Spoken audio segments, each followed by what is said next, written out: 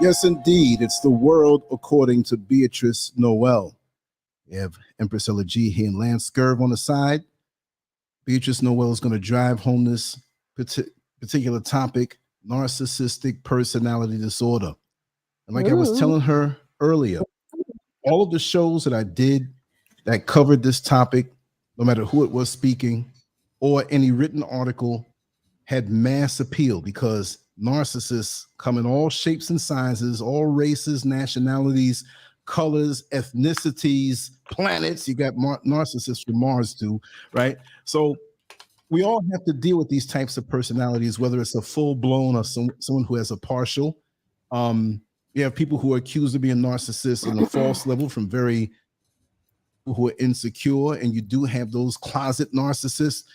So Beatrice Noel, who is more into this field than anything else because she's going to school for it, and this is an interest of hers, not just narcissism, but all things in the human condition. She's going to break down a whole bunch of points, and we're going to jump right on it because we know that there are people across the board who are going to be watching this, whether they're here now because this is a sneak attack, and there will be more as far as our shows. So let us have it, Sister Beatrice. Hello. Hi, Sister Beatrice. Hey, how are you doing? Good. I feel a little better today. I dreamt of my mom, but like, not because the day we did the show, what was it? Tuesday, I was dreaming of her dying again, the way she was dying, and it fucked me up. It messed me up.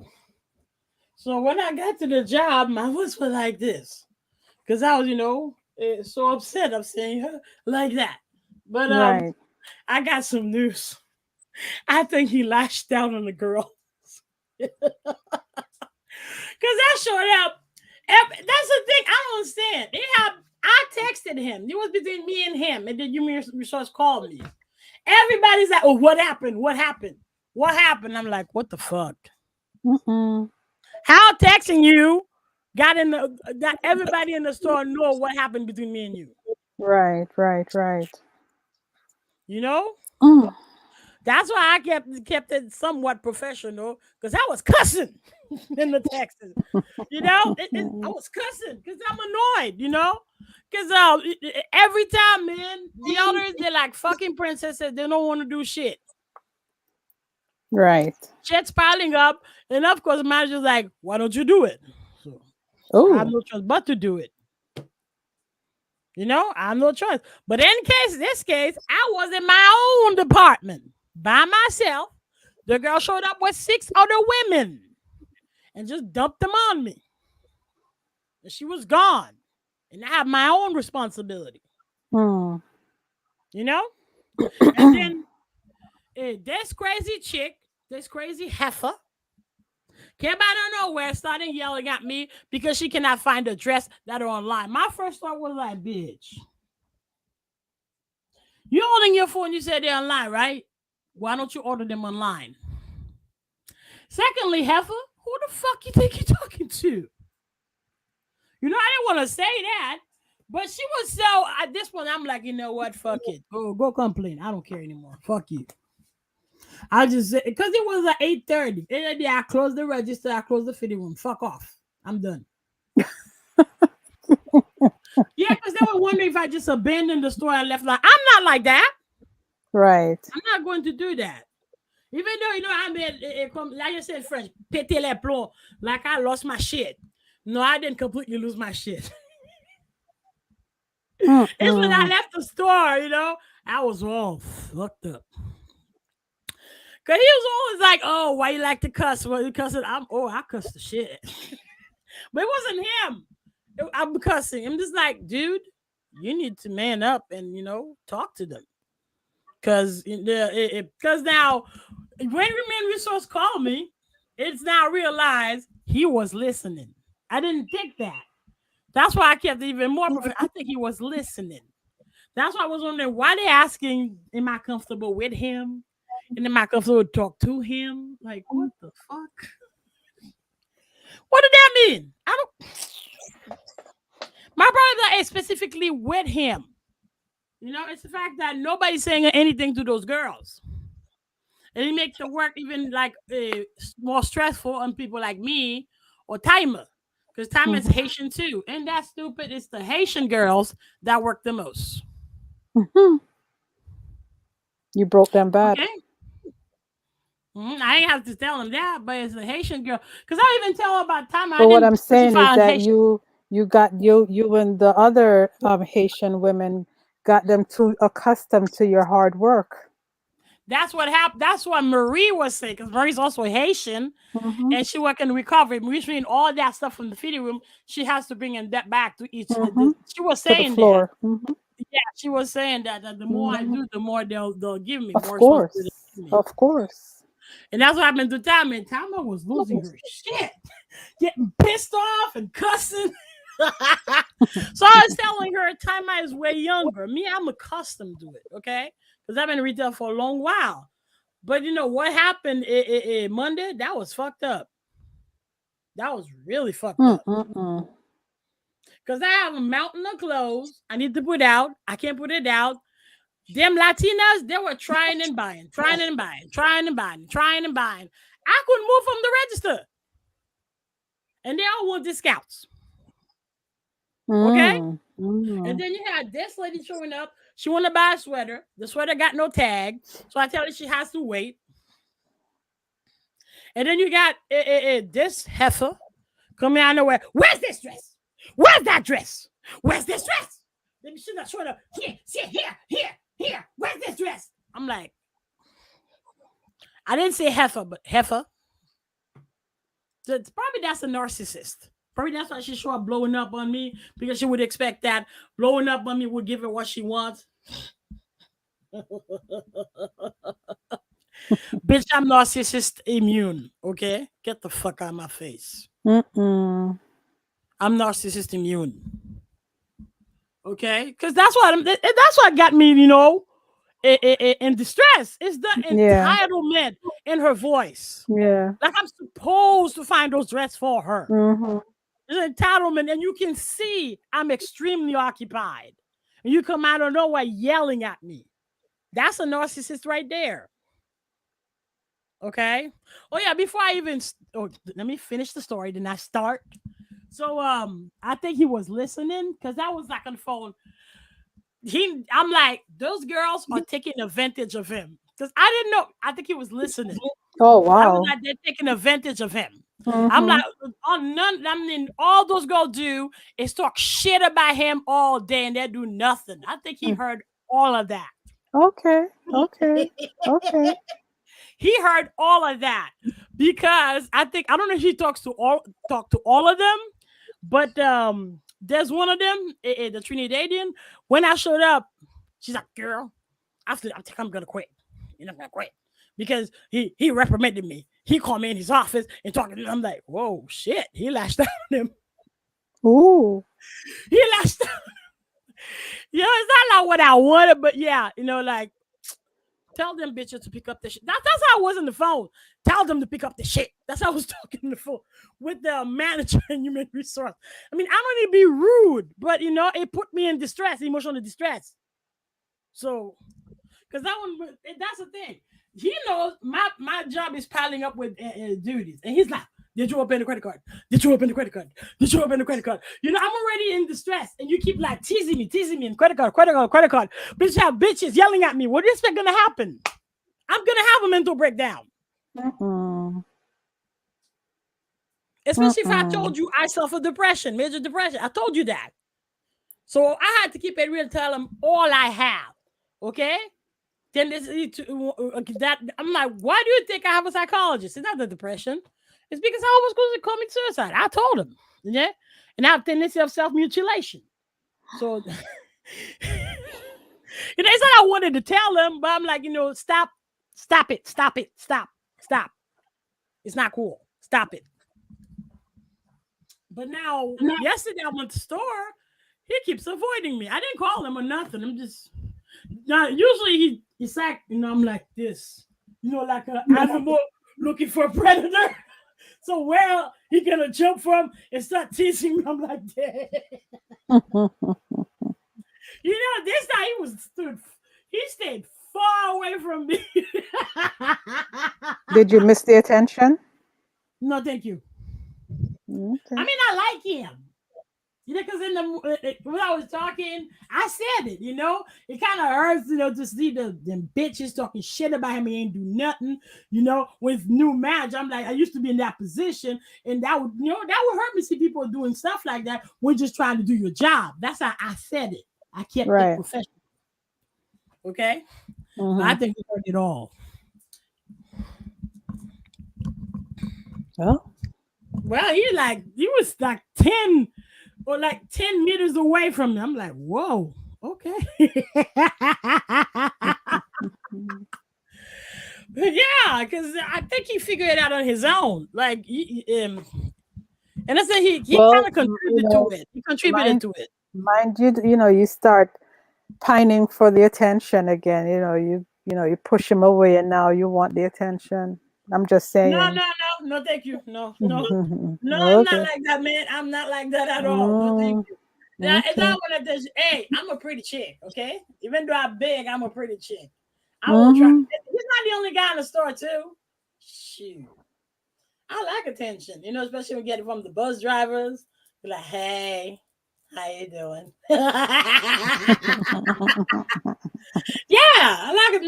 No, thank you. He's already taken. I don't need it. Okay. Yeah, they're taken. I don't need it. End of the subject of the day. I would like to read it again, people. Although I have one eyebrow and another one not done. That I am not a doctor. I am not a licensed counselor or psychologist. Therefore, whatever I've said, even though you may find some insight from what I'm saying, I will always suggest for you to see a doctor, especially when we're talking about narcissistic, because about narcissists, because it's not only that the narcissist, is this and that, the behavior is extremely abnormal, but it is also the fact from their behavior that could hurt, even permanently hurt emotionally, psychologically hurt other people. There's this factor too. And it's when it comes to that point that finally they realize they need to see a doctor themselves, or they need counseling themselves. So Right. also, I would like to say that the reason we're doing this show is not to stigmatize or stereotype narcissists. We're not trying to ostracize them from society. It's just we're discussing that factor, the mental illness, and how they affect people around them. That's what we're going to talk about. Okay. Okay. Sounds good to me. Yeah. We got to see it from a scientific way with one eyebrow. Kwame doesn't really know what a narcissist is, so he was asking, do narcissists have split personalities? No. It's okay. So let me give you the scientific description of what a narcissist is. Okay. Mm-hmm. That's from the DSM-5. Like if you want to, and it's free online, you can find it. The DSM-5 explain basically all the mental illness. So it just gradually, as they discover mental illness, they update the book. So right now we're at DSM-5. It hasn't been updated yet. So I think the last time was updated in 2000. Yeah. So a narcissistic personality disorder. It's a pervasive pattern of grandiosity and fantasy or behavior, need for admiration, and lack of empathy, beginning by early adulthood and present in a variety of contexts, as indicated by 5 or more of the following. 1. Has a grandiose sense of self-importance. End quote, exaggerates achievement and talents, expects to be recognized as superior without commensurate achievements. 2. Is preoccupied with fantasies of unlimited success, power, brilliance, beauty, or ideal love. 3. Believes that he or she is special and unique and can only be understood by or should associate with other special or high status people or institutions. 4. Requires excessive admiration. 5. Has a sense of entitlement, like the heifer. Unreasonable, end quote, unreasonable expectation of especially favorable treatment or automatic compliance with his or her expectation. 6. Is interpersonally exploitive. Yeah. That's the exploitive. Takes advantage of others to achieve his or her own ends. 7. Lack of empathy. Is unwilling to recognize or identify with the feelings and needs of others. 8. Is often envious of others and believes that others are envious of him or her. That's funny. That's funny. 9. Shows arrogant, haughty behaviors or attitude. Yes, non-stop.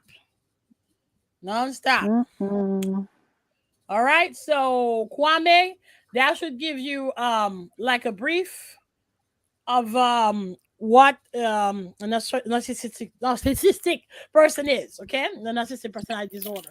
Also, that's based on that you can diagnose a person that they are narcissistic. And as they said in the book, it has to be persistent in the adulthood. Like from a child, you cannot like say, "Oh, the child's narcissistic."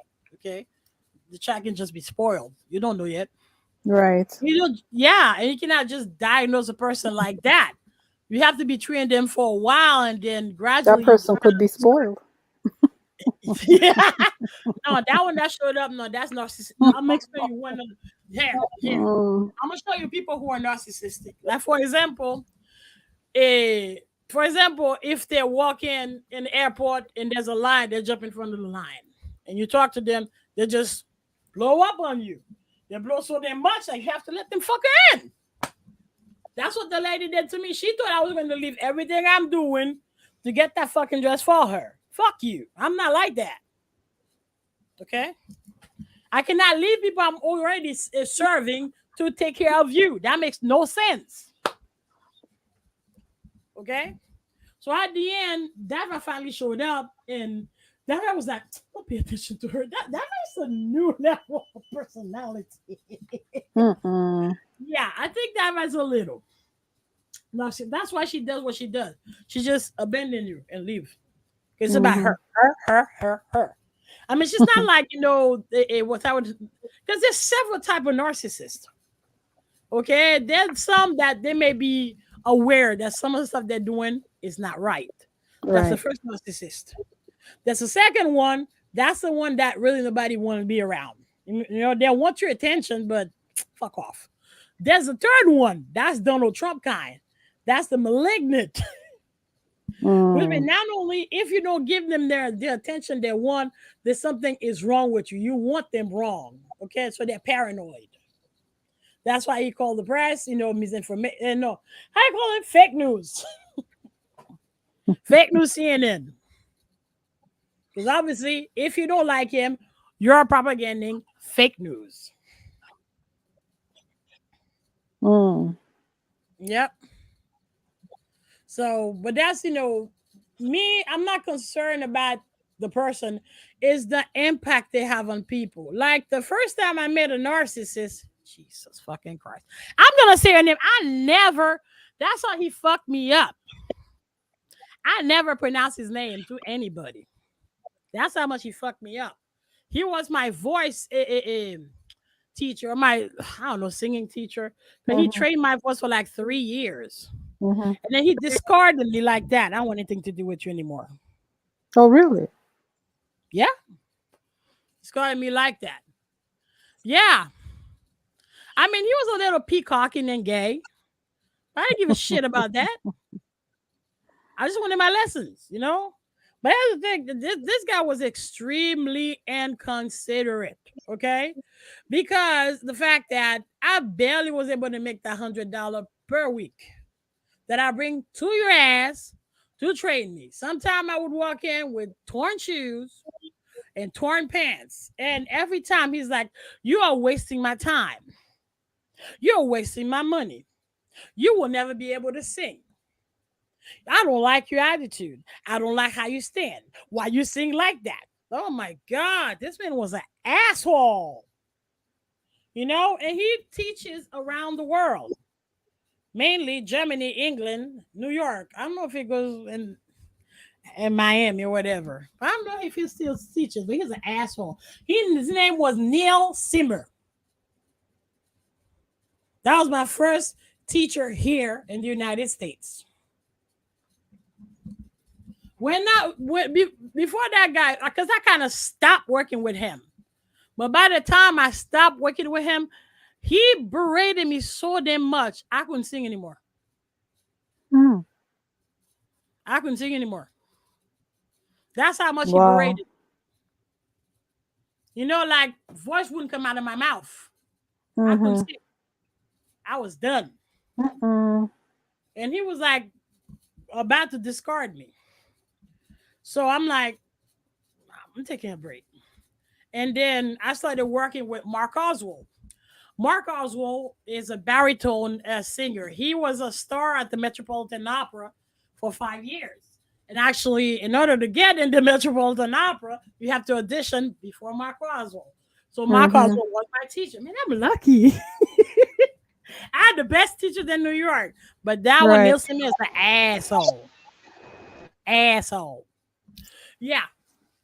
So, yeah, but Marcos was like, it was totally different, man. He was the same technique, but it's just the personality, it's the way he explained it. Right. And I had my voice back. And then I had my voice back. It was crazy. But then when I went back to Neil, so I think it's because unconsciously, I saw the difference when he would start saying shit. I started clapping back. When he Right. would yell, bitch, I started yelling back too. Don't talk to me like that as well. Shit, I pay you. Yeah, I pay you. What the fuck? And I guess it's because I started clapping back. Oh, I can't work with you anymore. I can he was like that. I can't deal with the personality anymore. Oh wow. That's how he was. Okay. I never forgot. Oh Yep. wow. Yep. But c'est la vie. Indeed. Yeah, c'est la vie. It is what it is. Indeed. Yep. So Mm-hmm. let's talk about this particular disorder. Yeah, because narcissism is a personality disorder, because there's several kind of personality disorder, and narcissism is part of cluster B. So we got to define what's a personality disorder. A personality disorder is I got it based on the book. Okay, it's a scientific definition. It's an enduring pattern of inner experience and behavior that deviates markedly from the expectations of the individual's culture. Is pervasive and inflexible. Has an onset in the adolescence or early adulthood.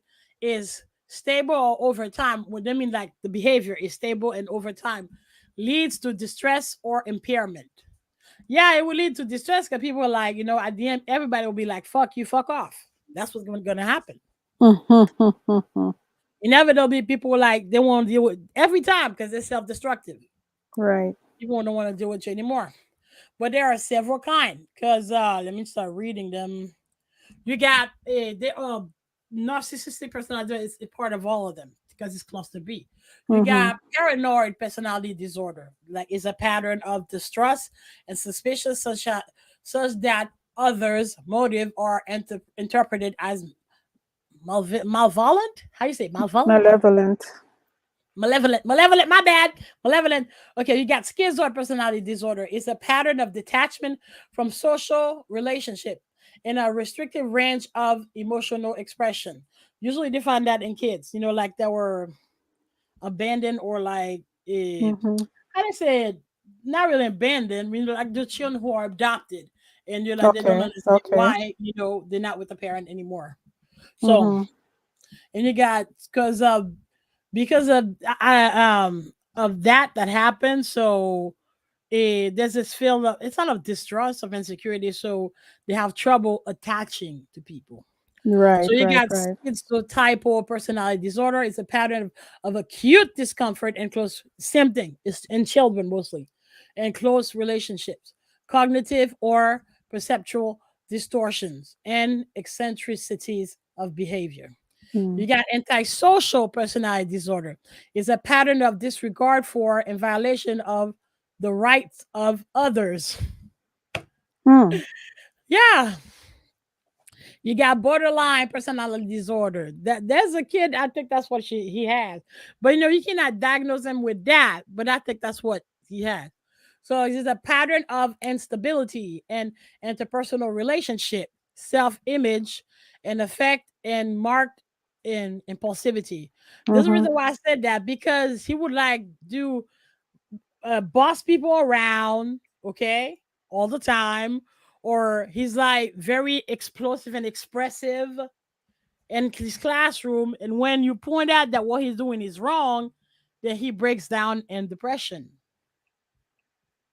That's why I'm thinking probably that's what he has.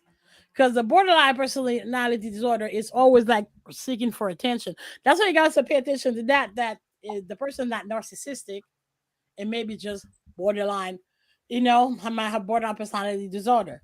So then you got histrionic personality disorder. There's another one. Is a pattern of excessive emotionality and attention seeking. So that one just want the attention. You got narcissistic personality disorder. It's a pattern of grandiosity, need for admiration, and lack of empathy. You got avoidant personality disorder. It's a pattern of social inhibition, feelings of inadequacy, and hypersensitivity to negative evaluation. You got dependent personality disorder. It's a pattern of submissive and clinging behavior related to an excessive need to be taken care of. What the fuck? Now that's dangerous. Yeah, you might be abused. No, that's dangerous. You might get abused, I mean. Right. Okay. Yeah, there's obsessive compulsive personality disorder, and there's several kind of that one too. Is a pattern of preoccupation with orderliness, perfectionism, and control. So yeah, I'm a little like that. I got a little bit of that. Then you got personality change due to another medical condition. Is a persistent personality disturbance that is judged to be due to the direct physiological effect of a medical condition. Okay, there's other specified personality disorder and a specified personality disorder, but I just wanted to say that's the main one before we okay, so we can move on to. So, like I can explain, now I would say is cluster B. So, the personality disorders are grouped into three clusters based on descriptive similarity. Cluster A includes paranoid, schizoid, schizotypal personality disorders. Individuals with these disorders often appear odd or eccentric. Cluster B includes antisocial, borderline, histrionic, and narcissistic personality disorder. Individuals with these disorders often appear dramatic, emotional, or erratic. Cluster C includes avoidant, dependent, and obsessive compulsive personality disorder. Individuals with these disorders often appear anxious or fearful. It should also be noted that this clustering system, although used in some research and educational situation, has serious limitation because it made it, because the fact of the culture, but it's yeah, there's the culture factor, there's the environmental factor, because what seems bizarre to you, you might go in Africa, it's not bizarre. Right. Right. All those factors too. So yeah, so what I mean, not bizarre, I mean abnormal. You can't say bizarre or weird. It's abnormal. It's not outside of the normal. Yeah. Okay. Mm-hmm. So y'all have a more understanding of what the personality disorder. I mean, the more understanding of the mental illness because it's a mental illness. Right. Yeah, Kwame, you are correct. They will never, ever, ever admit that they are wrong. Ever. Because all about me, me, me, me. Ever. Yeah. That's why I started to clash with that teacher, because he never admits he was wrong. I mean, I'm like, motherfucker, don't talk to me like that. Mm-mm. Well, that's why my mom said that when I came here, I stopped smiling because I used to smile and hate it. Yeah, because it's not only the cultural shock, it's the entitlement in these motherfuckers, man. It changes you. It True. does. True. True. You know? That's the worst part. I was working at Century 21, the department store, Mm-hmm. Brooklyn, Mm-hmm. and black people just like me go back to Haiti. I'm like, what the fuck? Wow. Black all the time, man. All the Mm-hmm. fucking time. Go back to Haiti. Yeah, I got that when I first came here. Go back on your banana boat. I didn't even come here from the Oh, Caribbean. oh. That's the funny part. I didn't have a Caribbean accent, and they told me to go back on my banana boat. Yeah, oh yeah. Mm-hmm. Yeah. Yeah, those same folks say like, oh, Haitian only want to hang out with Haitian. And you wonder why. Mm-hmm. Yeah, And you wonder why. it's funny. And the other day we had someone come on one of our shows and said that Caribbean people hate African American. Nope. Beg to differ. I really, really beg to differ. No. We don't. I know. Actually, I think y'all don't like us. I know not that. all of y'all, but Not y'all all don't of like them. us at all. Not all of them, but a good amount. Because I know before I even came here, we will hear news of Haitian being burned alive by African American just because they dress nicer. Haitian Get will out. be beaten up. African, yeah, In Miami, New York, New York. yeah, because I first moved to New York. Oh, okay. Yeah. What year did you come here? 2002. Because I used to come and go. This girl, you cannot sit forever in Haiti. You will lose your green card. Mm-hmm. You will lose the green card. And before Bush, fuck you, Bush. You had the permanent green card where you didn't need to renew it. That's Bush fucked true. all of us up. Fuck you, Bush. Sorry for the language, y'all. But yeah. No need to apologize. No, there's no limit here. Yeah, the green card I had was permanent. Yeah. Mm-hmm. Yeah, that's what we got when we came here back in the 70s. Oh yeah. I didn't change mine until 1993 when I got my citizenship. I never looked at it, never thought about it, never gave it no inkling of a thought. It was just there. You just had to make sure you had it. Yeah, when I came in 2002, it said permanent. Mm-hmm. Yep. Oh yeah. And then things changed, and then things got expensive. Yeah, I didn't. Exactly. Mm-hmm. Yeah, because now with Bush, the green card went up to $400. Mm-hmm. The passport went up to $700. No, the citizenship went up to $800. Now it's over $1,000. It's over. Listen, back in the day, it was some people spent $25 to get it. Back in the day, wow. I spent less than $100, and then after a while, it just went crazy. Yep. I remember there was one woman they arrested. She married 5 men and gave citizenship to all 5 of them. Listen, girl, listen. Yeah. Oh yeah. She gave citizenship to all 5 of them, bro. Mm-hmm. Until she got caught, like, lady. Oh yeah. What's up? Lady, you can't do that. You can do that. I can't. No, now they want proof. Dude, I don't like you. I ain't getting kissing. Yeah, they want exactly. Now you have to be very personal. That. Yeah, you have to. That. Yeah, that's why now in Haiti it's $20,000 because they have to do all of that with you. The thing is, man, that probably put Haitian in trouble by saying that. But sometimes they marry cousins. Oh dear. I know it's fucked up, man. It's fucked up. I mean, no, everybody that came there before Trump, okay, they're okay. Because after 5 years, you got your green card. After Trump, now it's 10 years. Oh, really? More. I didn't even know that. Really? Yeah, under Trump, he changed a lot of shit. Now it's 10 years before you get that green card. And it's even longer. And you have to keep that fucking green card. You have to stay married before you get the citizenship. Bitch, you gotta pay me $1 million for that. I gotta stay in your ass for years. Fuck that. $1 million. Yep, $1 million. Just give each other cheat sheets. This is what I wear all the time. This is what I like to eat.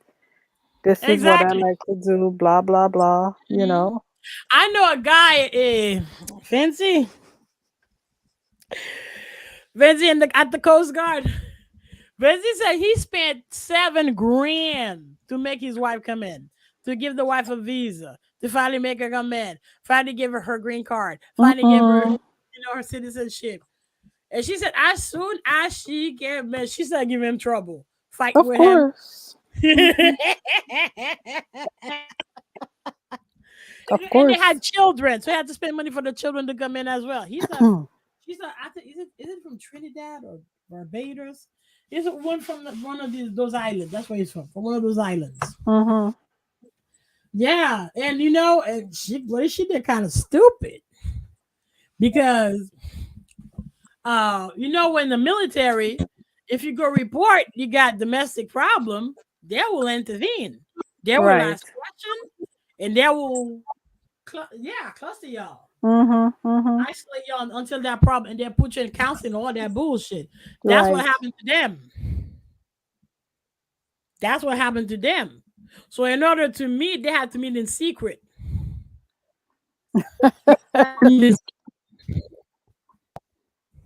Mm-mm. Mm-mm. They had to meet in secret. This is fucked up. Yeah, and They have to there's change a lot of things though, because you even had the lawyers who were taking people's monies and not doing the work, there's that too. So a lot of things had to be changed. Yep. Yeah, a lot of Oh things had to yeah. be changed. Oh yeah. Well, the second narcissistic guy I met was Indian. Mm-hmm. Yeah, I didn't really like. Yeah, that's the thing, man. That's why I'm not even more discriminative of who I talk to, because I don't know what kind of freak you are, bro. Don't mean to be rude, but I gotta determine what kind of abnormality you have, and then I'll figure if I want to be around you or not. Okay.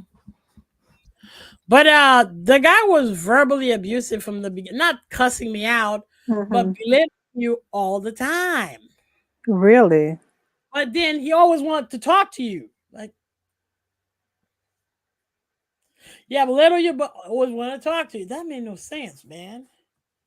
Because me, I was done with him. Like, he stopped talking to me. I stopped talking to him. But he was very like, man, because he owned his own security company, or he works for a security company. And what was his name? Raj something. I think I could find his email. Because I have a cluster of email. I'm putting all you motherfuckers out today. Because he was because I think he does the bodyguard of celebrities. That's what he does down the Brickell. Okay. That's what he used to do. Yeah, I kind of tracked in. It had comfortably, financially comfortable motherfuckers. But they kind of what your man call that they're crazy bitches for me. What was that crazy men? You cannot say crazy men, the crazy ass bitches. That's what I track. Just like the song, a crazy bitch. Stay away from me, you crazy bitch. Yeah, I know. Now his first name was Raj, because at the end, we went out just one date. Mm-hmm. Because we would text really, because he would call me all the time. And his conversation was like 2-3 hours talking about him, his job and stuff. We were one day. Where did we go? Is it Outback? I don't know where we went. And then he came. My mom met him, and that motherfucker was tall. Like Right. I'm like when I'm like, damn, you tall. Like that. I mean, I was like this. Damn, you are tall. And I'm not short. I'm not short. I think it was like 7-something, 7.4 or 7. Yeah, he tall. Oh wow. He's tall. Yeah. He's tall. So, and then was it the next day? The next day I sent him an email because he gave me his fucking email. So I emailed him. And this nigga went off on me because his fiance saw the email. You know, because I'm like super confused, man. What the fuck? I mean, he went off of me. First of all, motherfucker, he didn't tell me anything. Secondly, it ain't my fault if your woman saw it. You were dumb enough to give me a fucking email. He had me out of panic attack, man, because you know it's just the constant berating. I am out of What, panic in an attack. email or in a phone call? The phone call, while the phone call. Oh hell no! Yeah, I had a panic attack. I'm not staying on the phone. You get one bad comment. Yeah, from that, and I just stopped talking to him. No, one But bad then comment. That's it. yeah, just like Neil Simmer in him. No, Neil Simmer was way worse. Way worse. Oh my god! Because in a dream they showed me. Because when he said, "Oh, nothing doing you anymore," maybe even before that, I keep seeing the motherfucker walking. I've seen myself walking in his apartment every night. I didn't understand it. Every night, man, for 5 years. For 5 years. All I saw is me walking in his apartment, and I would see other people walking in, and they show me what he was doing. He had a piece of all of us. That's why he would drag us back. He was Jewish too, so where did the name Simmer? So I don't mean all of y'all like that. I'm not being racist, okay? Don't be using my shit, you know, to cancel me. Stop playing. But stop playing. Because I heard they cancel Shaq because of the vaccine mandate. Y'all canceling everybody. What did they show me in the dream? Like, it's not only me. Other student was show. That's why he was able to attract so many students. But then for at one point, after a couple, I'm like, motherfucker, get the fuck out of my dreams. That's how it was. I mean, I'm not enough for you in there. No, for years. And not even after 5 years, I got rid of him. But from time to time, he would still show up. You know, because it became more and more pervasive. I mean, it was less after because after a couple months, because I went to Haiti and because you know it was making me sick, physically sick. Yeah, I was physically weak and very sick. You know, I had to go back to Haiti because because I had a respiratory problem. I was very sick. So, and then I went back to New Jersey to go to school. And yeah, motherfuckers still appearing in my gym. Yeah, that's an incubus. That's what they do. So you have this unsanitary enamorous feeling for them. So like all his students had this enamorous admiration for him. Oh, that's an incubus. Yeah, all of them. Yeah, especially he had one protege that was about to become a star at the Metropolitan Opera. But man, the way this man was berating that girl, I felt bad for the girl. God damn. Bitch couldn't sing. That's how much he would berate her. And that girl was at the ready because you know it's a contest. She was at the last point. She won, I think. I believe she won. She was the winner for the Metropolitan, the youth program, the Metropolitan Opera. I participated in it too. Yeah, she won. But damn. Okay. So you have this unsanitary, enamorous. That's the thing to with narcissists. You know, because in the beginning they're very charming. You know, they look for what. Yeah, they look for your weakness, what you like. That's so they can lure you in. That's what they do because they need the attention. So in order to get the attention, they give you a little something. And then once you're hooked, shit. They gave you the carrot. Now you got the goddamn stick every goddamn day. Every day. Get the stick. But just like, this is how I vanquish him, I would say. Yeah, I think that I vanquished him. Because I would, man, this dude would be in my dream every fucking night, man. It was annoying. You know, it's not only the enamors, it's just the nasty sexual feeling. But I would wake up every time because it never gets to that point with me. I would wake up. because that's how much.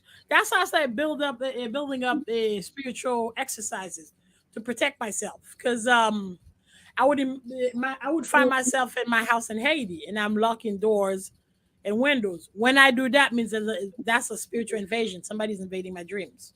Every time I do that, that's what it means. Okay. Somebody's trying to invade my dreams. So yeah, you gotta pay attention to those patterns in your dreams. That's how you know that's a spiritual invasion. Okay, but then to vanquish him, because there was something, I was in the religion Ekankar. I even asked people in Ekankar, like those high initiate in Ekankar, what do I need to do? And they told me to see a psychologist. Like, bitch, I ain't crazy. I know it's not mental or in awake. It's not while I wake. It's every night when I fucking dream. It's weird, man. It's fucking bizarre. Especially this person said, nothing to do with you. Okay. So I use the same exercise. They give you a neck and card to call, I don't know, success, Richard. That's some witchcraft shit, bro. They want you to write it 15 times. I am married. Until you get married. Whatever you want, write it 15 times. Mm-hmm. Oh, hey, positively, Angela. So what I did, Yes. I know, right? I started writing his name 15 times, actually 16 times every night. Mm-hmm. When I wouldn't write his name, I would change his name until I fall asleep. And as I do that, I started invading his dreams. And Mm. he didn't like that. He didn't like that. I started changing his name for weeks until the invasion stopped. That's how you Awesome. vanquish an incubus. Mm. That's how you vanquish them. Okay. Okay. You return them the same favor. Because if you return the favor, they have to stop. But that one was powerful. Woo! That one. Man, it took me years. Then there was Raj. Again, where, he blow up on me, we stopped talking. But damn, for like a year, it couldn't, man, I didn't know how to get rid of that fucker. I'm not getting rid of him, That's why if I'm like, when I was dating, if you're in my dream, I don't want this anymore. Fuck this. That's not part of the deal. Right. That is not part of the deal. Fuck this. So, but yeah, again, for you, and I think that's what that's why, I think I wasn't promiscuous, but it's easier like if you go date again and again and again, because it distracts the mind from all that bullshit. Because like I said, it's like especially if you're an empath. So you got this, like I said, it's like a vampire called by their maker. So you have this desire, uncontrollable desire to be with them, that you have to fight every day. We know the person doesn't want anything to do with you, and this person is very abusive to you. And then your dream, you have to fight them nasty ass sexual dream. That's enough to drive a person crazy.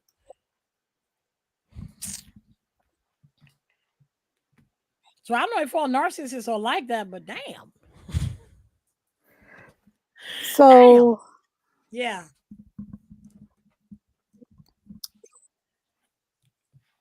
you just said you would write his name, but you would change it. So how does that No, work? chant it. Oh, Chant it. chant his name. Yeah. If Oh, I'm I like see. gonna write, then I chant it until I fall asleep. Chant Oh his name. dear. Okay. Yeah, Okay. each one of Okay. them, that's how I vanquish them. Each one of them, I chant their name. Okay. So basically, you vanquish them because now you have invaded their space and they don't like it. Exactly. So then they stop doing it to you. Exactly. Oh, Well, that's okay. the thing too. Remember in exorcism, what the exorcists want to do? Find out the name of the demon. So me, like I said, I fought possession for years. So the demon couldn't hide his face from me anymore. The same way, if you're invading whoever, I'll know exactly who you are. Exactly. And from that, I can change your damn name. Shit, I can make you do things. No, now I'm more powerful. I can not only change your name, I can make you do things. So yeah. But yeah, we like far away from the topic. Narcissism. So far away. Yeah, we deviated from the topic. Yeah, but there's a thing too, like with the narcissist. Like I have a friend who works at the park. And she said that her husband was that. But it's like to even if like you divorce them, they always come back to you because they need that attention. You can never get rid of them. Never get rid of them. Yep. So they always come back to yeah.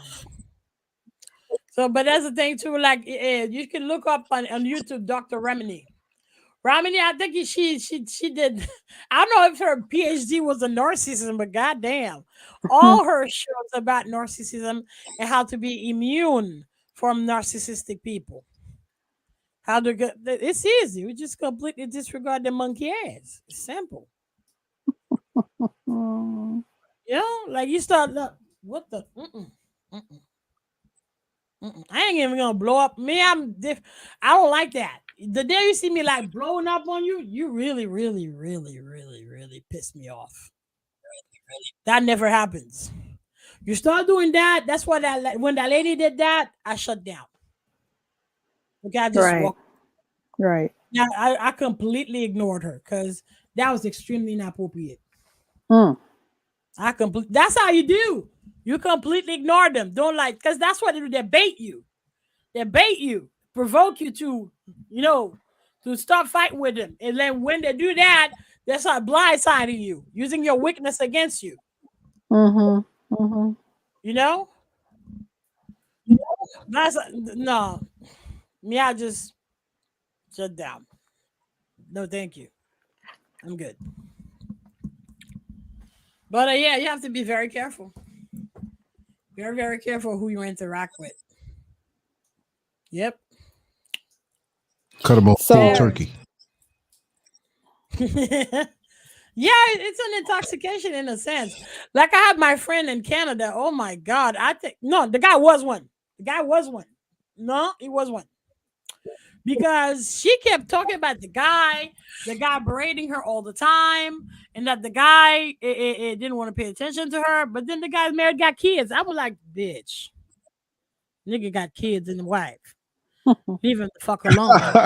Leave him the fuck alone. He got kids, and leave him the fuck alone. What the fuck wrong with you? Well, I didn't say it like that because I was speaking Creole with her. She got mad and stopped talking to me. But then people don't want to hear those things. They don't want to be told that. Exactly. No, but I didn't want to intervene. But it was so much. She like lost her shit. Google Gaga for this fucker.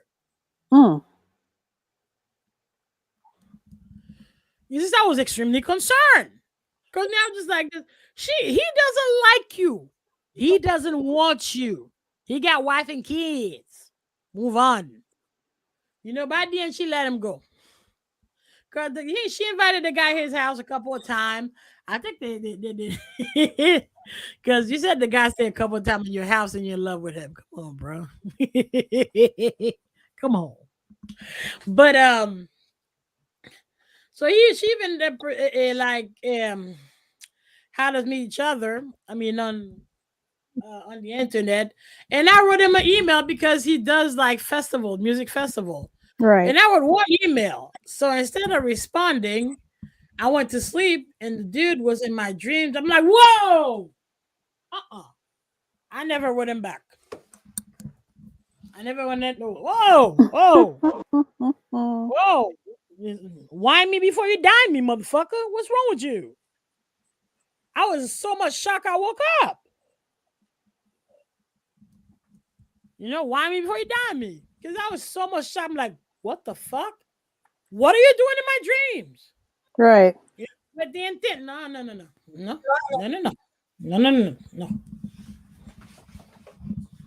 No. Yep. And I was trying to explain that to her, that it seems he has the, the characteristic of an incubus. Mm-hmm. But she didn't want to hear that.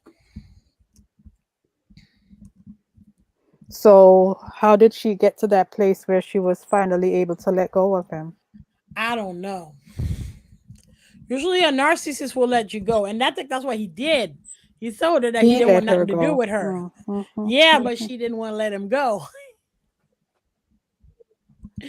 Yeah. I didn't. Yeah. Yeah, because me, my third incubus was the guy that got us this apartment.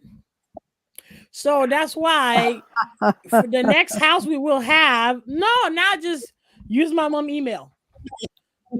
Yeah, I don't want to talk to him. Okay, and I tell him, text George, talk to George. That's what I do. So yeah, and I think he's going through a lawsuit right now. They're suing him for something. I don't know. They're suing him for something. Right. But he's really good. Like just like narcissism, like I said, they need to, is that the grandiosity? Because you can find his resume. Can you still, I don't think you can find him on that line anymore. Because you could, no, it's still there when you find his actual resume, what school he went to, what he realized. Because he went to school to Israel, he went to Nova, he went to, is it University of Miami? Yeah, he went all that. You can find him. And you used to find his phone number. I think that's how I still found his. No, I didn't find it. That's why I kept his email. That's why I kept his email, because you can find him. Yeah, but yeah, he was another one. But it's just, it makes you sick, and because it demands a lot of, especially with narcissists, it demands a lot of how I say, psychological, spiritual strength to refrain yourself from dealing with these people, because it's this constant, attraction. So I don't know if every narcissist is an incubus or a succubus. I don't know, but it's this pull from those people. I'm learning, so I'm listening. You have to, Yeah, because the one I met, except the heifer, yeah, every time that there's this pull to them. So yeah. Which is yeah, it's very. a frightening thing when you think about it. Folks that are dating and having to go through these types of encounters and people. Men and Yeah, women. I'm not talking about just women. I'm talking about men and women. Meeting people who are that way, and 9 times out of 10, you get your heart shred to pieces. exactly. That's the problem. Yeah. Yeah, they fuck you up. Basically, they fuck you up. That's what's going to happen. They fuck you up, and they don't care. They say it's not me. It's you. You did this. You did that. They blindside you. You did this. But you said that. You asked for this. That's how they do it. There's always an excuse Right. for what they're doing. There's always an excuse. Okay, so but there's also, like, let me read some of the diagnosed. I gotta find. Okay, see, individuals with this disorder have a grandiose sense of self-importance. They routinely overestimate their ability and inflate their accomplishment, often appearing boastful and pretentious. They may blithely assume that others attribute the same value to their effort, and may be surprised when the praise they expect and feel they deserve is not forthcoming. Often implicit, and the inflated judgment of their own accomplishment is underestimation or devaluation of the contribution of others. Individuals with narcissistic personality disorder are often preoccupied with fantasies of unlimited success, power, brilliance, beauty, or ideal love. What the fuck? They may ruminate about long overdue admiration and privilege and compare themselves favorably with famous or privileged people. Folks, I repeat again, okay? I'm not trying to mock narcissists. I'm not judging them. Me, what Right. I'm saying, it's my experience of what happened to me with them. I'm not judging them. Exactly. Yeah, I'm not trying to ostracize them. That was my experience. Mm-hmm. But for mine, like, God damn. Mm. Because Michael, Mm-hmm. the broker, Yeah. shit, he would like blow up on you for I don't. Really? You know, and when we had the first time we had sex, it was bizarre. Cause he tried like 5 different positions in 1 minute. In 1 minute. No, then they got the big dick, like a big ass dick. Ooh. The biggest, no, it wasn't the biggest. The biggest was in Haiti. But no, that was too big. You couldn't get in. It was too big. That shit was way too big. But dude, you have a big ass Italian dick and you know nothing to do with it. That's Oh, a that's damn a shame. shame. That's a shame. Because you know Italians are packet.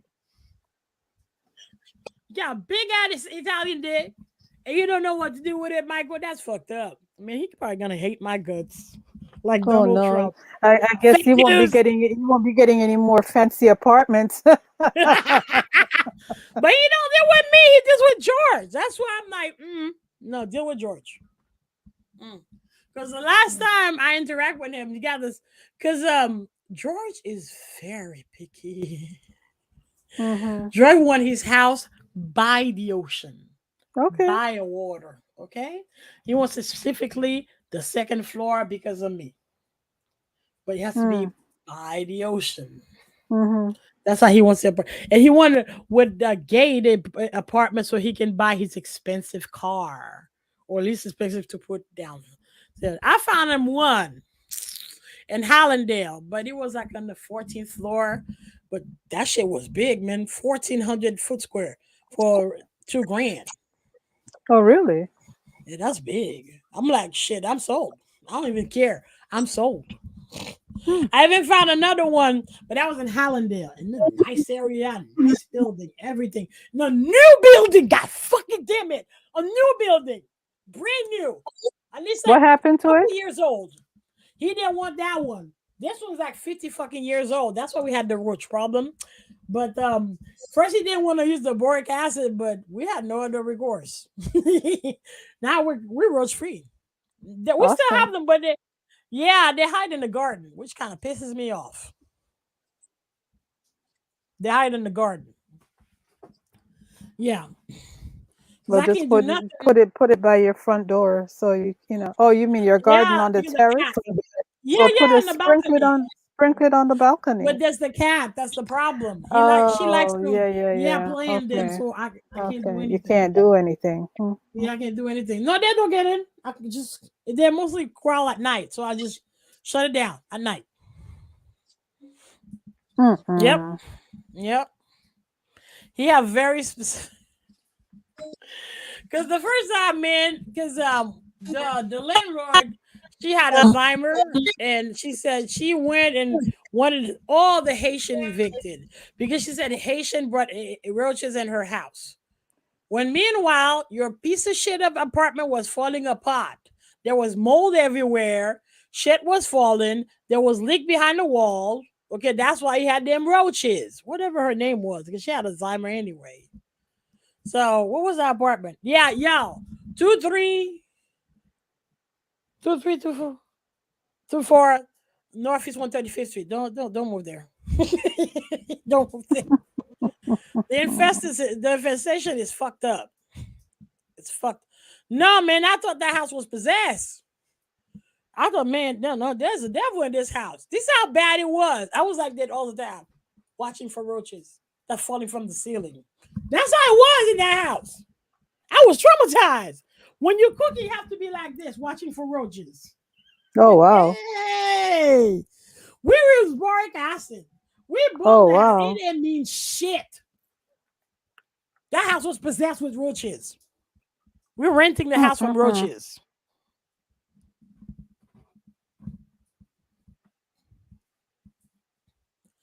What Kwame means, but when African will go through crisis, then it's diagnosed, but non-African, one by one, it makes so what? I'm not getting it, makes you Kwame. sick. I don't know. I think he's saying that the non-Africans, Oh, okay. When we go through crisis, it's diagnosed, but the other ones, I don't know. I'm not going to try to read there's into no it. the sense of denial in African community and in Caribbean community. Like my mom, when my depression, she's like, it's because you're taking insulin. It will go away when you stop taking insulin. And I said she was right. Because I didn't have any suicidal thought until I started taking insulin. Really? And it grows stronger and stronger and stronger and stronger. Yep. Yeah. Insulin does that to you. The fast act, both of them, they do that to you. That's why they push it on a lot of people. Yeah, they give you depression and suicidal thought. Oh, they were strong, but I didn't by 2017, after what happened at the Coast Guard, it was full blown depression because it didn't hit until a year later. That's how post traumatic stress is. It doesn't hit you right away. It's after a while, you're just starting to see something happens and it just you start avoiding people, you avoid things, it's right. Yeah, that's how it is. It just and then it's full blown because now even but it's by what year? 2019. Even my dissertation, I'm like, and because teachers got concerned, like, why is she right? Why about that? I'm like, I didn't say I was going to do it. I just said, he made me read Kafka. I'm like, I wrote it just like that. What the fuck wrong with you, man? I have major depression. You're gonna have me read something like that? It's fucked up. I said just like that. Y'all need to look Kafka. What was it? Metamorphosis. The Metamorphosis of Kafka on YouTube. I have to look It's that a up. story. Yeah, look it up. It's a story of a businessman who worked so hard to take care of his family, and he's so overwhelmed by the job that he became a roach, a ginormous roach in the house. And of course, the reaction from the family, they're disgusted. Like, what the fuck? A gigantic cockroach in your fucking house. So what really hit me really hard is the guy used to pay for the lessons because the sister it plays the violin. He used to work so hard to pay for her lessons and to take care of the family.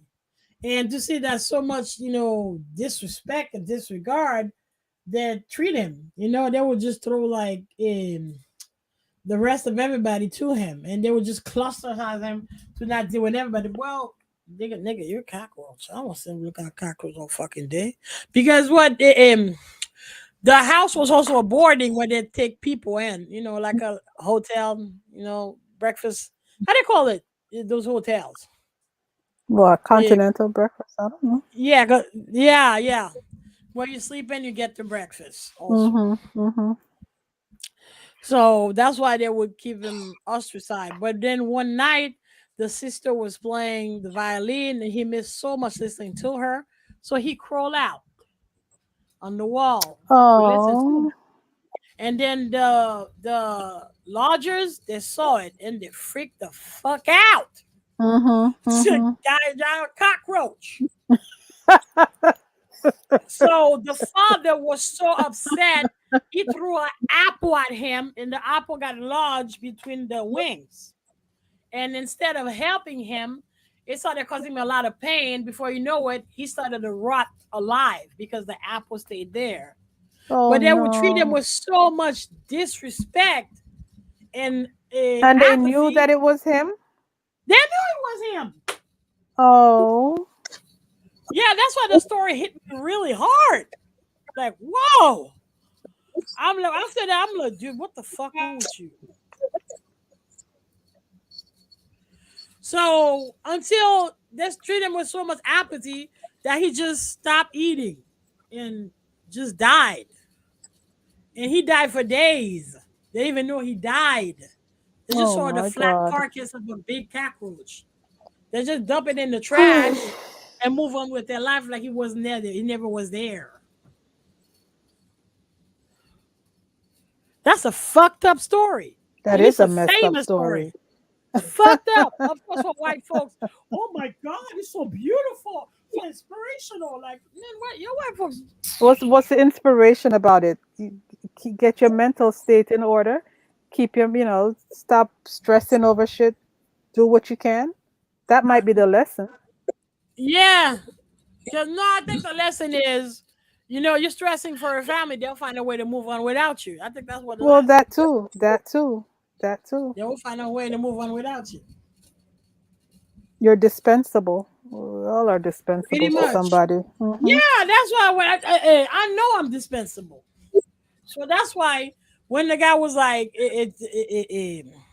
Robert was telling me, oh, why this one? I'm like, dude, I left a message. I'm like, dude, I can give a shit if you have me fired right. That's why I had the HR calling me. I can give a shit if you have me suspended. Nigga, I'm all fucked up. I didn't say it like that.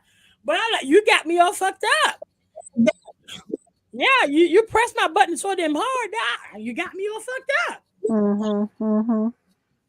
But yeah. But I think, yeah, you're right. That's the point. But no, that's what I meant. Because when you write shit like that, I'm going to look your ass up. And I did. And Kafka had depression. And he suffered depression and body dysmorphia.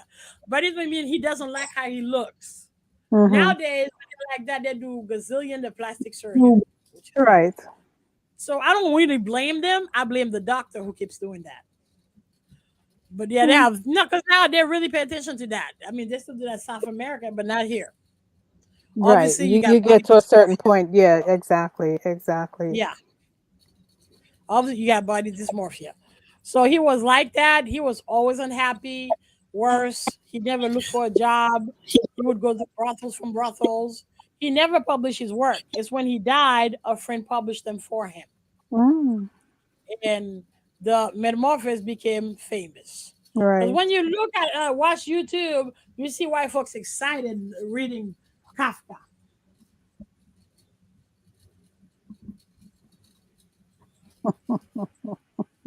The fuck. I mean, what kind of African or Caribbean would write that shit? No, that's like whoever wrote that movie, The Fly, isn't it? They have some kind of fantasy with insects. I think so. A paraphilia. Oh, we should do one about paraphilia next time.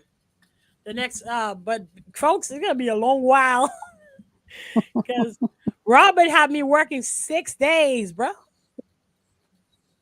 Oh wow. Straight. 6 days straight. I told him next week, give me 3 days off. I need to clean my house. I don't have time for shit. That really pisses me off. I don't have time to do shit because when I get home, I'm so tired, I can't do anything. And even if I work late in the morning, I'm sore. I can't do anything. Because that's what I text them, dude. You ain't saying shit to those bitches. I have to take 12. I said, Tommy, no offense. To completely numb and be able to work. Oh, that's crazy. Yeah. So I guess he lashed out. Right. Lance? Oh, Lance. Yes. Well, speak, man. Hi. Speak, brother. Speak. So he's going to speak now. Judge, you're on the brother Lance. He's on now. I'm gonna go. All right. You gotta go? Yeah. I have to. No. I have to go. You stay. I'm starting to come alive because now I got a whole bunch of questions about this. So it's right on time. I'm always multitasking with other shows or recordings, banners, and all that stuff. So I'm right here. But yeah, conversation stoked a lot right now. So it did, huh? Well, why didn't you say something before? Yeah, for real. I mean, but that's okay. That's okay. I learned a lot today. That's all right. I don't know if I can come back. I will be back, but I'm going to step away for a little bit. If you're still Yeah, here, go I'll ahead. come back. All right. Yeah, I might stay for like an hour and a half because I Okay, got to sweetie. take care of my babies. I got to take care of my plants. All And righty. I got Take to do it care. at nighttime. It's crazy. Thank you. Yeah. All right, all right, all right, all right. Let's ride. All right, all right, all right. Let's start with the question. What's up?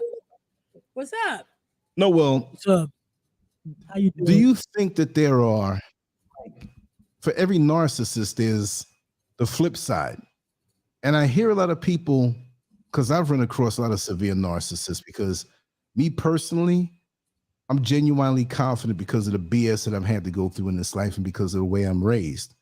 So I've run into a lot of insecure people who portray confidence on the outside, but they see me being confident, which I can take a L, I can take a loss, I can make a mistake without getting pissed. I'm just not wired that way to be some person who's not confident in themselves. I'm sorry. I go after things and I make it happen. But insecure people have blamed me for saying, "Oh, you're the narcissist." I'm like, wait a second. I don't think Well, so. remember, I just I'm said used to that it. they're envious of other people.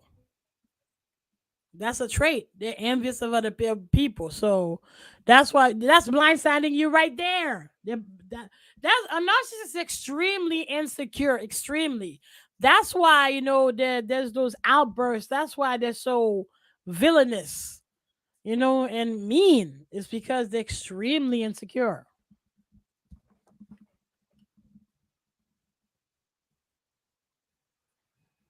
Okay, Crickets. right now I have a little problem with the internet.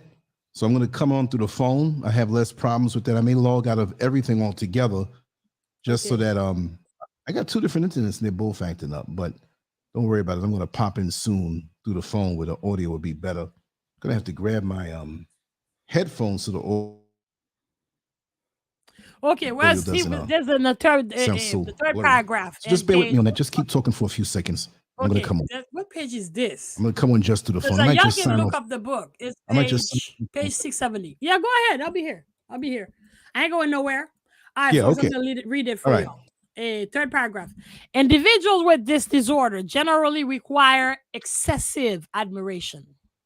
Their self-esteem is almost invariably very fragile.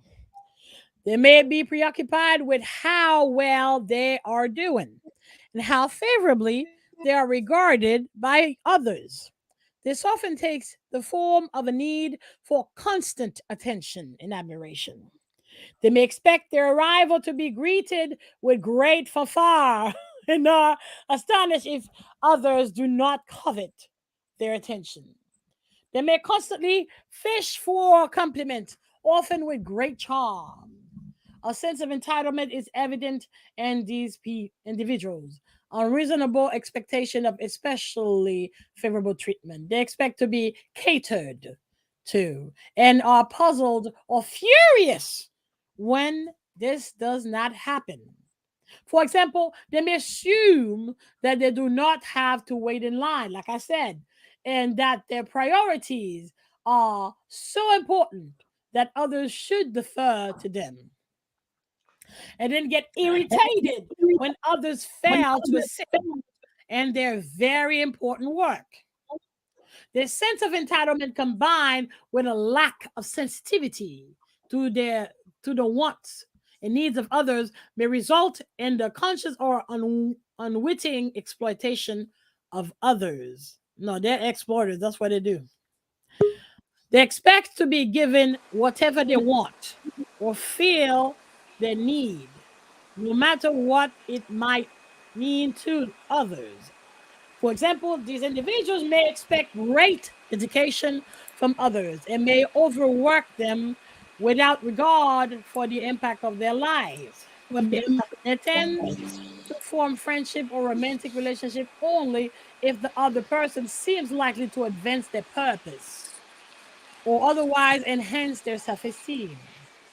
They often usurp special privilege and extra resources that they believe they deserve because they are so special. So there's also and also there's this paragraph I wanted to read.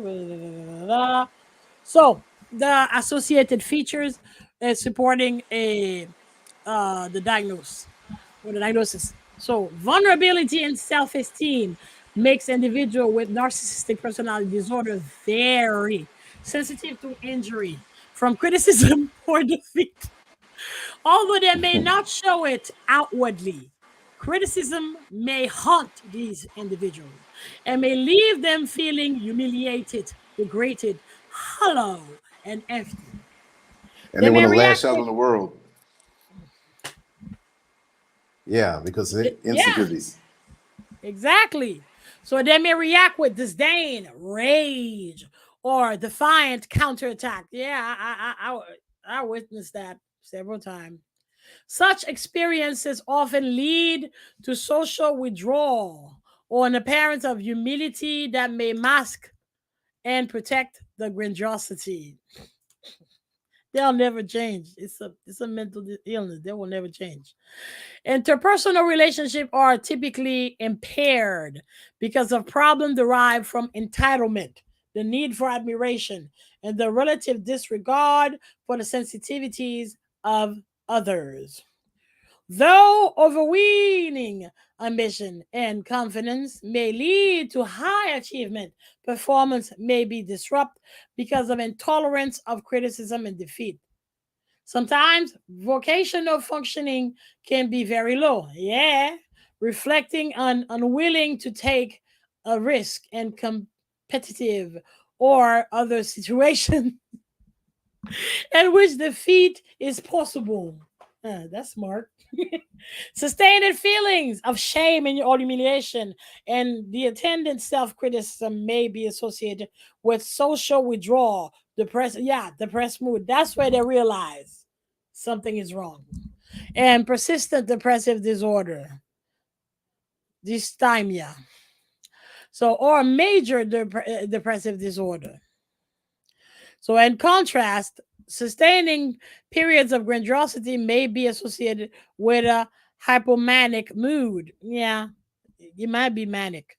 Narcissistic personality disorder is also associated with anorexia nervosa and substance use disorder. Yeah, histrionic, borderline, antisocial, and paranoid personality disorders may be associated with narcissistic personality disorder. Yeah, all of them. They're associated to that. Yes, Judge, Your Honor. Your Honor. Your Honor. Yeah. Well, since I'm myself, it is correct. So yeah, they're very insecure. So that's why I'm not like, what's that word? Stereotyping them. Because when you look at it, it's not like, yeah, you're avoiding them fuckers. Because they're this, it's not the self destructive, but it's a complete lack of empathy and of respect in regard of others. Me, somebody like that, I want nothing to do with you. Forget it. If it's a job, you can keep that job, bro. Because me, I'm worried about my sanity. So I don't want another mental breakdown. So thank you, but no thank you. But in a sense, you should feel more compassion for them because they're extremely insecure, and all that BS they're doing is because they're very insecure. Yeah. Oh, you're down there. Go ahead. Yeah, I'm back. I jumped to my other internet, so Yeah. that's going to be happening. It's a good show, so that's why it's happening, right? So, but you're right though. It's like a childish thing. Like I said, I saw a young kid, wasn't 4 or 5 years old, like 8 years old, and they had like 2 balls that they brought out to play with their friends. One was a red ball, the other was like blue or green or something. And so they like red so much that they didn't want to release the red ball. You brought it outside, but they held it up under their arm while everybody else throwed around the green or blue ball. Like the ultimate in selfishness. Like, you're not touching this type thing. Like, my God, like they do such childish things. And I've run across individuals in my inner circle around this time last year who really revealed themselves. And the one thing that was mentioned earlier that I don't know if you said it or whatever, that people change. Yeah, I agree that people can change in their formative years, but when you're grown, you don't change. You really reveal what you are. Like what you put out there as being your personality, that was all false. When that narcissistic personality comes out, you're seeing the real thing.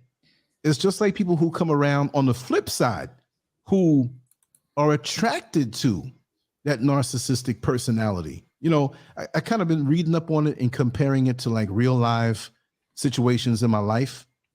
They're like, they draw these satellites that get drawn into them because of their appearance of strength, an appearance of wisdom.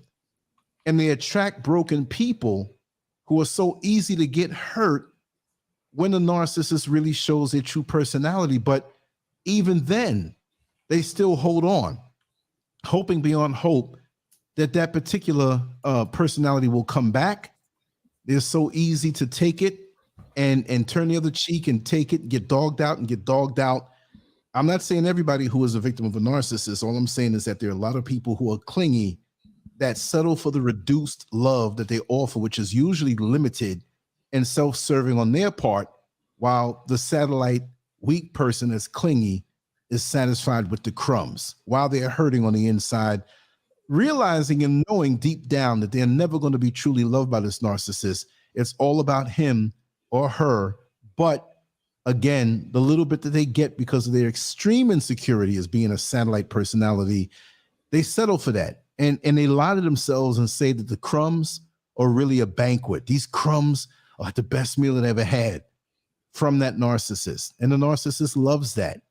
And if they seem like they're not giving enough, the narcissist pulls back and they do more. And he or she gets off on that control like that. But the minute that clingy, broken personality, not that everybody who has dealt with one is clingy or broken, the minute that they have the strength to pull away, then that's what brings a lot of fear into that narcissist, because it's like, wait a second, you know, it's almost like the dog that you have in the yard for years, and then he gets out of the yard because you left the gate open and you call to them and they look at you and they run off. It's like, wait a second, you're supposed to obey me. You know what I mean?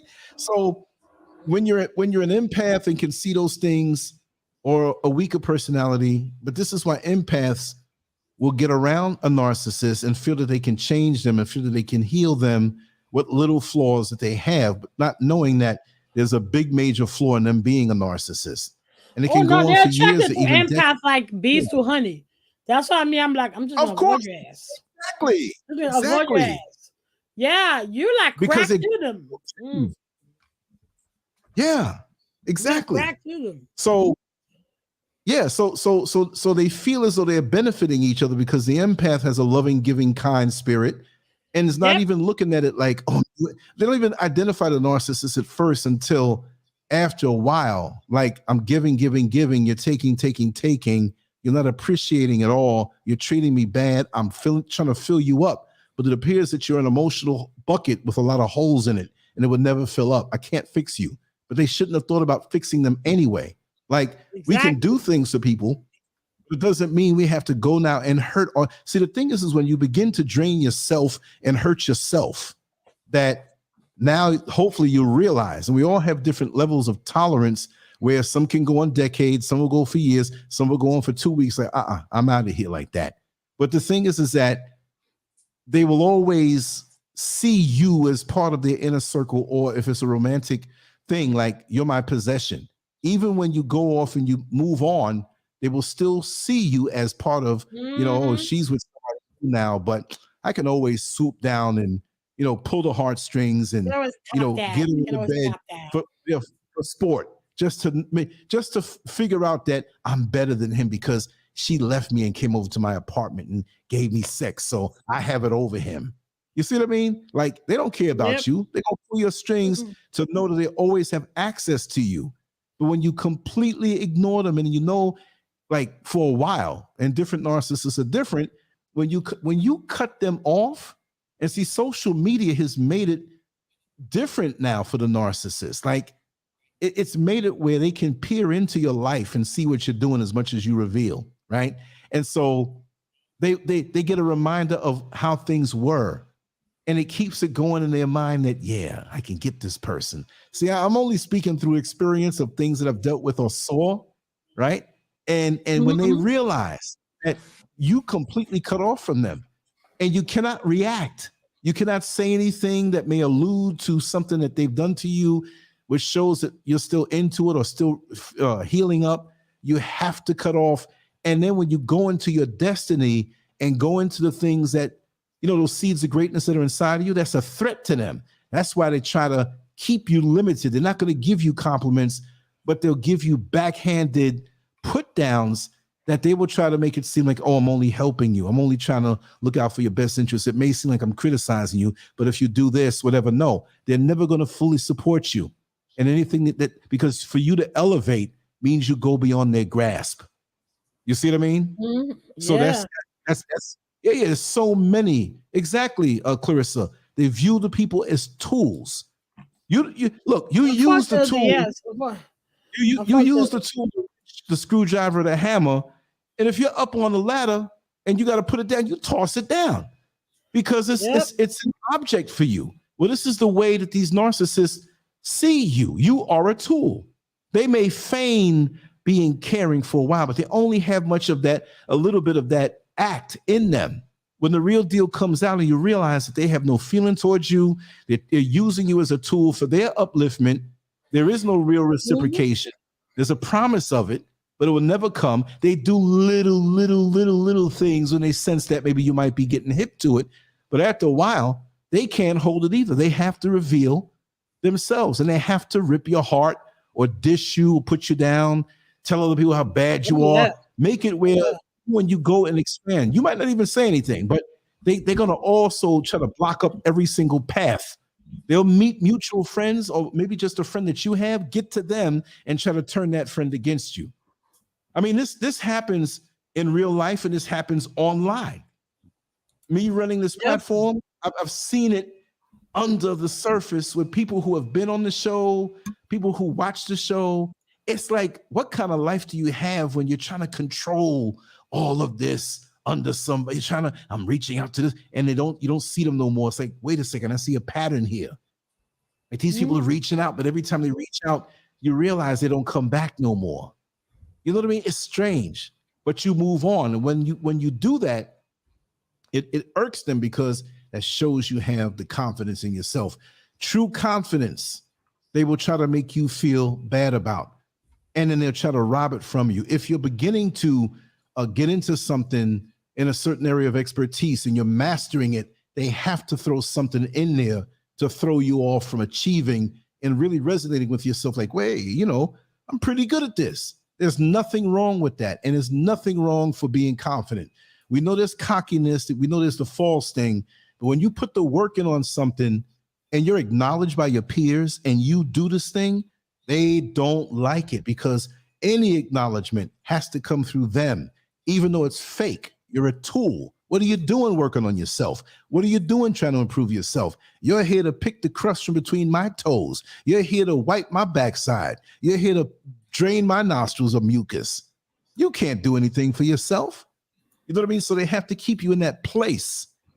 You see, they have to keep you in that place mentally, and they monitor you hard. And they do not like any outside interference from somebody who says, hey, wait a second, why aren't you doing this thing with your talent and ability? Why aren't you pursuing this? You're great at this. You might as well stab the narcissist in the gut with a long knife if they hear that person telling you that, and there's a glimmer of hope in you to say, hey, yeah, because they don't want that as a threat to their hold on you. So they will go after the very vehicle. Yeah, I've dealt with narcissists that don't like me on YouTube. Oh, you're oversaturating. You should do it once a week. The people will get tired of you because you don't have the ability to. What the fuck? You'd be surprised who it is too. Yeah, you need to do one show a week, no more than 1 hour. And no, I'm talkative. Look, I'm going to put out more shows than most of you can listen to every one. I understand that. But that's what I am. I'm not talkative. I have a lot to say, but yeah, little sabotaging things. I've had another knucklehead tell me. Saturated it? What the fuck? I had another person tell me, well, you're not in America anymore. You're here in Africa. You really need to pay that new mind and stop YouTube because you're in Africa now and you can live your best life. Listen, you non-talented, non-creative fool. Yeah, I mean, this is tremendous. Now you're in Africa and you're having a worldwide media platform. I mean, what the I can do from anywhere. If I was in Czechoslovakia right now, I could do it. But they don't like having something that you are known for, that you've been doing. See what I mean? So there's a lot of things I can talk on from firsthand experience, but it's transferable over to like a male-female relationship or a proximity, an in-law, a hanger-on, a hater in disguise. Let me tell you something. That's why I can talk just off the cuff like this, because I've been through it. And ask Mrs. Scurv. She's right there. She knows the deal. Been through it. Been there, done that for a long time. I mean, I've been through this even 10 years ago this time on this platform, which wasn't, they didn't have streaming like this, right? But we did the other radio blog talk and stuff. I'd uploaded to YouTube. We had infighting then with people. Like, why do you want to bring this around me? Why do you want to mar what I'm doing? This is tailor-made for me. I'm not saying I'm better than anybody else. There are people they have some fabulous channels out here that I'm a fan of.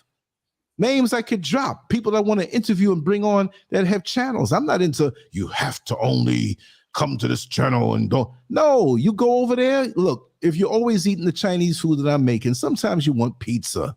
Sometimes you want a burger. That'll make it more enjoyable when you come back around and eat the Chinese food that I have. I mean, that's a bad analogy because I ain't Chinese food, right? But you go to the mall, you're not just going to go to one shop at a time. There are people who I've known, and many of you may know, that don't want anybody to talk to me. You're violating. You're not to talk to him. You see, they're like, what? There's some people who really have mental issues aside from, being a narcissist to me is a mental issue, right? But real deep-rooted things where I really say, these individuals got some serious mental problems. Because when you get old, it's the insecurity. That's why I'm like, in a sense, you should feel bad for them. But in a sense, you should be really on your guard and pay attention to you have to be really on your guard. Abusive behaviors. Yeah, but let me tell you something. When you're doing good in what you do and you're not paying no mind, they will set you up. And there's some who will set you up to take you off this earth. They can't take it. And me personally, my life has been threatened. People in the know, so I don't have to put it out here right now, but what people are going to do to me, they're going to chop me up when they see me. They see you, they don't do nothing, but that's in their heart. Yeah. And then put on a show, they put on a show for others, and people swear like, oh, this person's a good one, and Lance is the one who's jealous. No.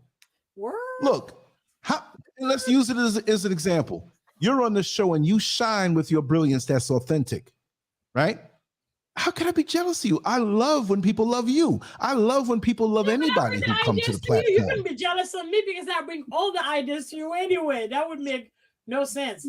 Well, actually, I do have a design I will share with you about the t-shirts. No, but I tell you, whatever it is, because in this thing, you're great at what you do. So I give you the blank checks. It's not even, it has to go through me because you're brilliant that way. It's an honor that you bring your brilliance here, but you shine. Bring people to your YouTube channel. Make people know you. Be the premier Haitian, not just Haitian, but worldwide as a Black woman, right? So how can I be envious of you? But that narcissistic mind who they're narrow and they can't do much things, but they're going to turn around and bite their hand and fed them. You will have a criticism for everything I do. You will have a criticism. You'll say what I do is not good. That's a narcissist. Yes, exactly. In everything I do.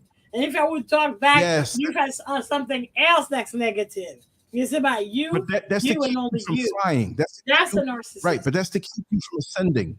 That's what that is. That's to keep you from ascending to a higher level.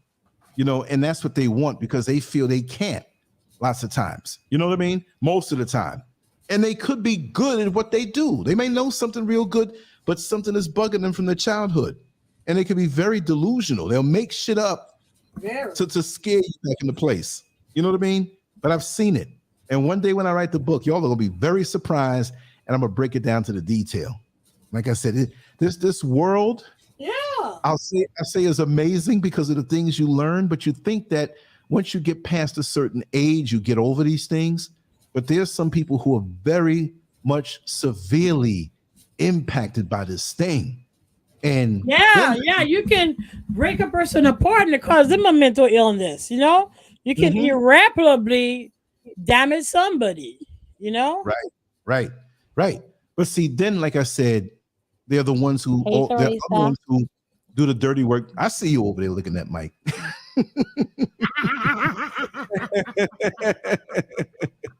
Oh shit!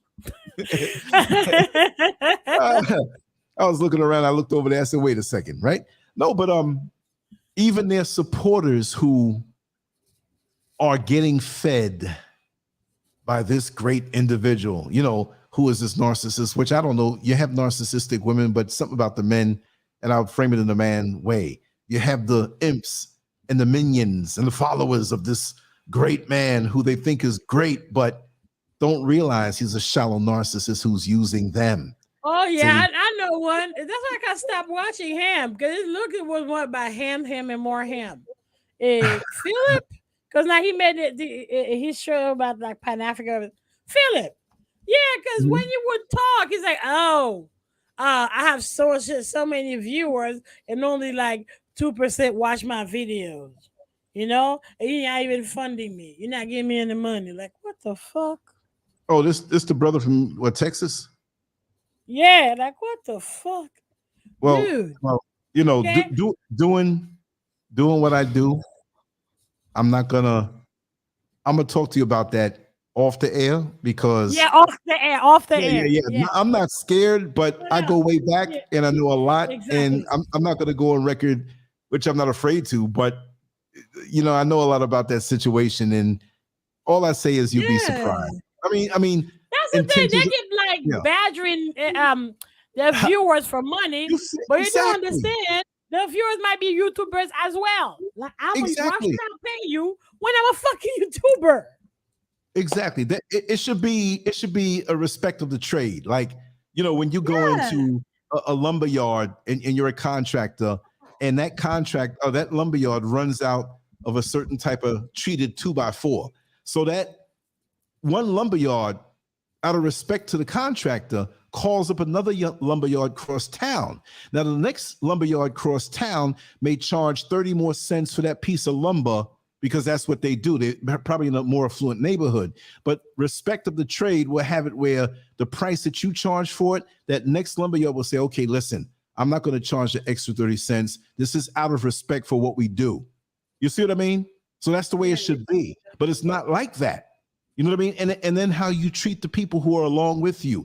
Look, there's a lot of things I could do and pull in more people to listen. I'm not going to go past a certain level of buffoonery. I'm not saying anybody's a buffoon, but I'm not going to be a fraud either. I can costume myself up and get away from other things and present you an image that people love, you know, but I can't. I have to be myself. Sometimes I'm like the other show when I was talking about Pam Grier's titties. I want to suck it before I die one day. If she brought her titties away, I'd suck it. I'm not going to sit here and try to be politically correct or whatever. Now, we know I'm joking. No, I'm not. I'm just saying that I have different gears of me. Sometimes I'm angry, sometimes I'm whatever. But if I report on something, which I'm not a reporter, I'm not trying to put myself out there as being the pseudo news and just things. I'm not going to do that. You know what I mean? I'm gonna be myself. If you can roll with that, we good. By the way, y'all, did not tell y'all that Putin was no punk, that he was going to attack? Did not tell y'all? You damn sure did. No, I know it was, though. Did not tell that he would do that? It's a crown jewel in his career. He had to do that to somebody. You know, he had to, you know, because maybe, you know what? Maybe the Viagra doesn't work for him anymore and he's pissed off at the world. You know what I mean? Shit. I'm going to do something. I'm going to show you how big my penis is and how hard it is with all the veins and blood pulsating in it. This is my manhood. Look at the tanks. Shoot off all this stuff. Boom, boom, boom. Phallic symbols. Insecurity. I'm going to make, and look, to me, I'm not mad at him because he happens to be a leader of that, place called Russia. But to me, he's a narcissist. I know they call him an alpha male, but there's some toxicity in there. Yes, and I don't. He always posts videos with his term, torso, showing his manhood, showing he's like doing exercise, show how strong he is. He is. Let me tell you something. You know, when I was a teenager, what I used to do in bodybuilding and winning different things naturally. That's a long time ago. Now, I want to get back into shape. As soon as my project is done, to be honest, as soon as my home is finished, I'm going to have an area in there and work out, but it's not narcissistically driven. It's not driven to be some middle-aged dude who's going into a higher thing. I mean, 59 in April, so I don't know where I am. I'm too old to be middle-aged probably, but I don't think of those things that way. I'm not driven that way. I'm doing it for the now. Like, I'm not trying to regain anything. I'm doing it for the now. I'm not going to walk around all puffed up. And even when I get puffed up, you might see my neck a little thicker, my arms a little thicker, but I'm not pushing that. I don't have to let me impress the young girls and get me a red sports car, whatever. No, I love the way I live. Yeah, but dudes do that on different ways. It's not they do. Right? But it's something in them. Look, you're here and you're not here, buddy. Why waste the time? It's the insecurity.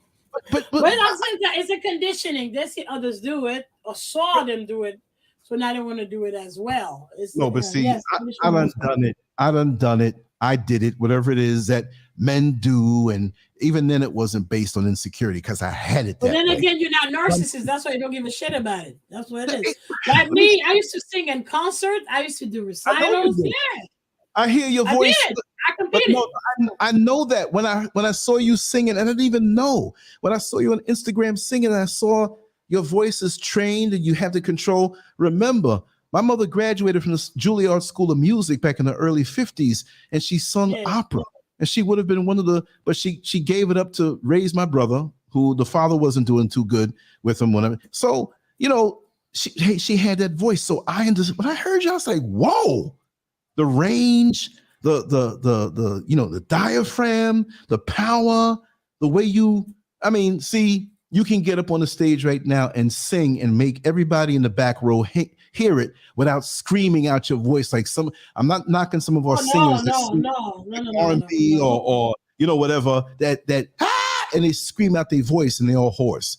You come from the diaphragm with it, and I learned that because when I used to work in the jail and prisons and stuff, and I have to really shout down some of the guys when they had to come in from the yard or whatever.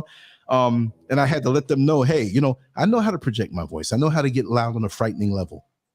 Just from knowing that. It comes from the diaphragm and the exercises that you do. So I saw that in you, and I'm like, whoa, you damn good. No, serious. You are. And I'm not stroking you that way. I sat there for about an hour going through all them Instagrams where you were singing. Now, you were singing in Creole. I didn't know a daggone word you were saying, but it sounded so good. It didn't matter. You gave up some passion. That was from Oswald Julian. Yeah, and he was a poet, a Haitian poet. Yeah. But see, you have to have an eye to appreciate and to know. So whether the world acknowledges you or not, I'm acknowledging you. You're great. You have a talent and ability, and hopefully one day soon, you can find yourself in appreciation or being appreciated for that, where you can be projected to the world and we can have the gift that you are. See, we all have gifts to give to the world, right? Exactly. So even though I don't sing anymore, I have other talents I can use. Not doing music. Well, just say you're not singing right now like that. But you will sing, whether that's priority for like me. I'm always saying year to year, I'm gonna do the artwork, but I have to keep the platform a certain way. So, and it's right there. If you know, then it's right there. But we have gifts to give the world. You see, and even the narcissist is so jacked up, they can't see that they have gifts to give the world, but they have to cleanse themselves out, and they have a lot more cleansing to do, and possibly they will never do it. Hopefully some will, but most, once you get to an adult age and you're that way, it's pretty much a wrap. You're going to end up in a miserable, lonely life and be so insecure, trying to grasp at what you never had or up the road, trying to control people. You can't control, number one, you can't control people like that. You get these broken people who submit to you because they have no strength in themselves. And that's how you get your claws in them. Because like I said, you portray, I'm not saying you know, but you portray the strength thing. You see? So it's interesting to watch it play out. But narcissists that I have dealt with in the past, nada. I'm a different kind of breed.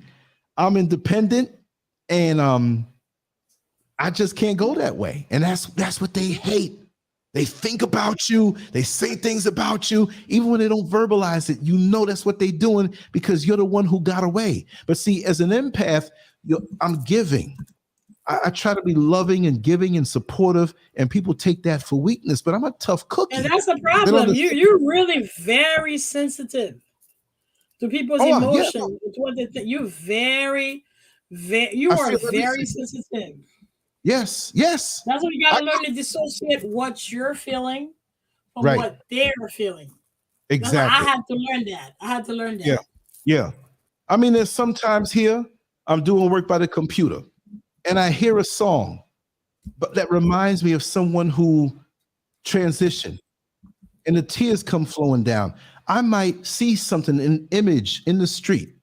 I might see a little girl holding the hand of the father, and I know somebody who looked like the father who transitioned, and the girl was crying when I was, and that tears come out. See, I'm very strong, but I'm not afraid to say that I'm emotional that way where I can share my feelings. I don't hold that back. That's like me telling you, oh no, I don't have an anus. I don't go to the bathroom, and I'm holding it in, but all of a sudden you start smelling something stinking. That'd be a damn lie. We have tear ducts, we have emotions, and I've noticed also that the narcissists that I've known, you're not supposed to be emotional. It's not emotional out of control. It's feeling something because I'm an artist. I'm a creative type. And every stroke of the pen or the paintbrush, I get into it. Anything I do, I'm detail oriented. The only time I throw up a banner for a show, that's one of the ones I have, like with my face on it and contact, because I don't have time. I'll go back later and make one nice. Because I love to give off those attention to detail, but I'm also feeling someone else's emotions when they feel it. If I see somebody begin to cry and hurt, I don't want to see nobody hurting around me. I'm the quickest one to run over there to them and hug them, whether they're a woman or a man. I'm not on some homosexual stuff. I'm saying, feel it. Brother, it's okay, man. We're going to be right here with you. Don't worry about it. Okay, but if you want to let the tears out, let it be known, but you're not alone. I've done that for total strangers. I'm not trying to elevate myself. I'm saying these narcissists don't like you to see that, because if you're around the people that are broken around them and you have that kind of spirit of wanting to heal them up, you heal them up, and he thinks or she thinks, that's the narcissist, that they're going to walk away because now they're empowered. I don't want to see nobody hurting. But at the same token, if you come at me or one of mine, I'll remove you off the face of the earth. So I have both sides. You understand? I am a warrior. I'm not delusional thinking I'm going to go out there and beat 18 men. I'm saying in my spirit. And that's what you should be until the day that you transition. There's an article I wrote years ago, How to Love a Woman. Yeah, I put a little, things in there and whatnot, but it wasn't about that. And one example that I used is that man who might be in his 80s and his wife who might be in her late 70s or early 80s too. And they're walking down the street late at night. And he's a much older guy. He doesn't have the weight that he had on. He keeps himself in shape, and he can't handle a 25-year-old who's coming to him a certain way. And they see a crowd coming down the street. And this older woman clenches on to the arm of her husband, who is an older man. Evidently, he does not have the strength, but he is still a hero to her because of the love that he's given her. And she has complete and total knowledge that I'm safe with him because his spirit is a warrior, even though physically he probably can't handle one of them. But you can't tell him that when he feels the need to protect his wife. I'm going out for this. You all could be bigger than me. You all could be stronger than me. But I don't give a damn. You're going to have to fight me to the death, because I'm going to hurt all of you if you even think about trying to come toward her. That's what a man does. Yeah. And when you were that younger guy who was thinking about ripping them off, if you really, you're not mentally sick, you're like, oh man, when you see that, it must be honored. You better back down. You better find somebody else to jump on.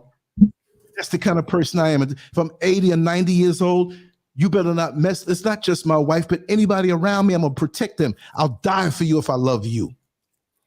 Because you ain't going to do that. Because that's what I'm put here for. So therefore, fear is out the door. Because if I got to go some kind of way, I'd rather go on my shield, go out of my shield instead of being a punk and being remembered as a punk. I'll cut my life and you if I know you're genuine. But if you're a piece of shit, you better deal with it on your own. Oh shit! I want to keep offensive people around me. You're serious. No, you ain't even like that. I'll tell you in your face what we think. In your face. I'm not. I don't talk bad at people in their back. I don't know how to do that. That's right. No, I say it to the face, and you know, your face. Yeah. Right. You know, Clarissa's saying some things here. She said narcissists will use sleep deprivation on some of their partners by starting an argument when their partner is obviously tired. Also, food control. If they're the ones that are cooking or purchasing stuff, they'll make sure that there's less stuff in the house if you live with them or whatever. And Ray of Sunshine said it's very methodical how they do it. But I really even think from childhood, that's how they survived and got their way. It's a survival mode from them. But it's a survival mode that's going crazy. And Clarissa again said, yes, narcs hate emotions, especially when you cry. I have cried in front of narcissistic people. And right, they don't like it. They'll come in, oh, you shouldn't do that. You shouldn't show emotion. I've been on the show here and cried. Sometimes you see my face, and sometimes the guys I didn't know that's what it was until I learned the term narcissist. Until I was in school, I didn't know that's what it was. Until I started going to school and then learning about mental illness. Oh, that's what it is. I mean, I know they were incubus. I knew that before. Right. But I didn't know, that's what they are as well. But that's the thing, you know, and thank you, Clarissa. But I mean, I'm just a man. You know, I love to play my Shaft music in the morning and boost myself up, but I'm not caught up in myself like that. My thing is just real emotion. I've lost people, and I hate to say the term, people have transitioned that I love out of my life. People are still here. Some people have disappointed me. Yeah, it hurts. It hurts. Yeah, it hurts. And it does. And I never can get, you know, I mean, not get away from it, but I feel it. And I'm not going to not feel it because of a person who's afraid to show their emotions, right? Like I say on the t-shirt that we sell, these are not tears. It's just emotional sweat. Are you weak when you go out in the yard or do some exercise or under the sun and you sweat? That's a natural mechanism. How am I going to sit here and eat all this food and not ask to go to the bathroom hours later? You can't do one without the other, but they're so caught up that this is weakness and I must be strong. Then you rigid then. It's like the oak tree and the palm tree during the hurricane. Now, many oak trees are not around in the regions of the world where you have hurricanes, but if you put them in the same spot and look at the palm tree, like the palm tree is weak, man. You could push it over, it leans. But that's the strength of it. And the oak tree being so strong, but it's rigid. Now the hurricane comes, the palm tree leans back with the winds. And it stays there. The oak tree will snap because it can't bend, it can't adapt. It must be strong, and I'm gonna stand here and resist. No, sometimes you gotta bend with it. You gotta go with it. Crying is not no sign of weakness. I'm very passionate.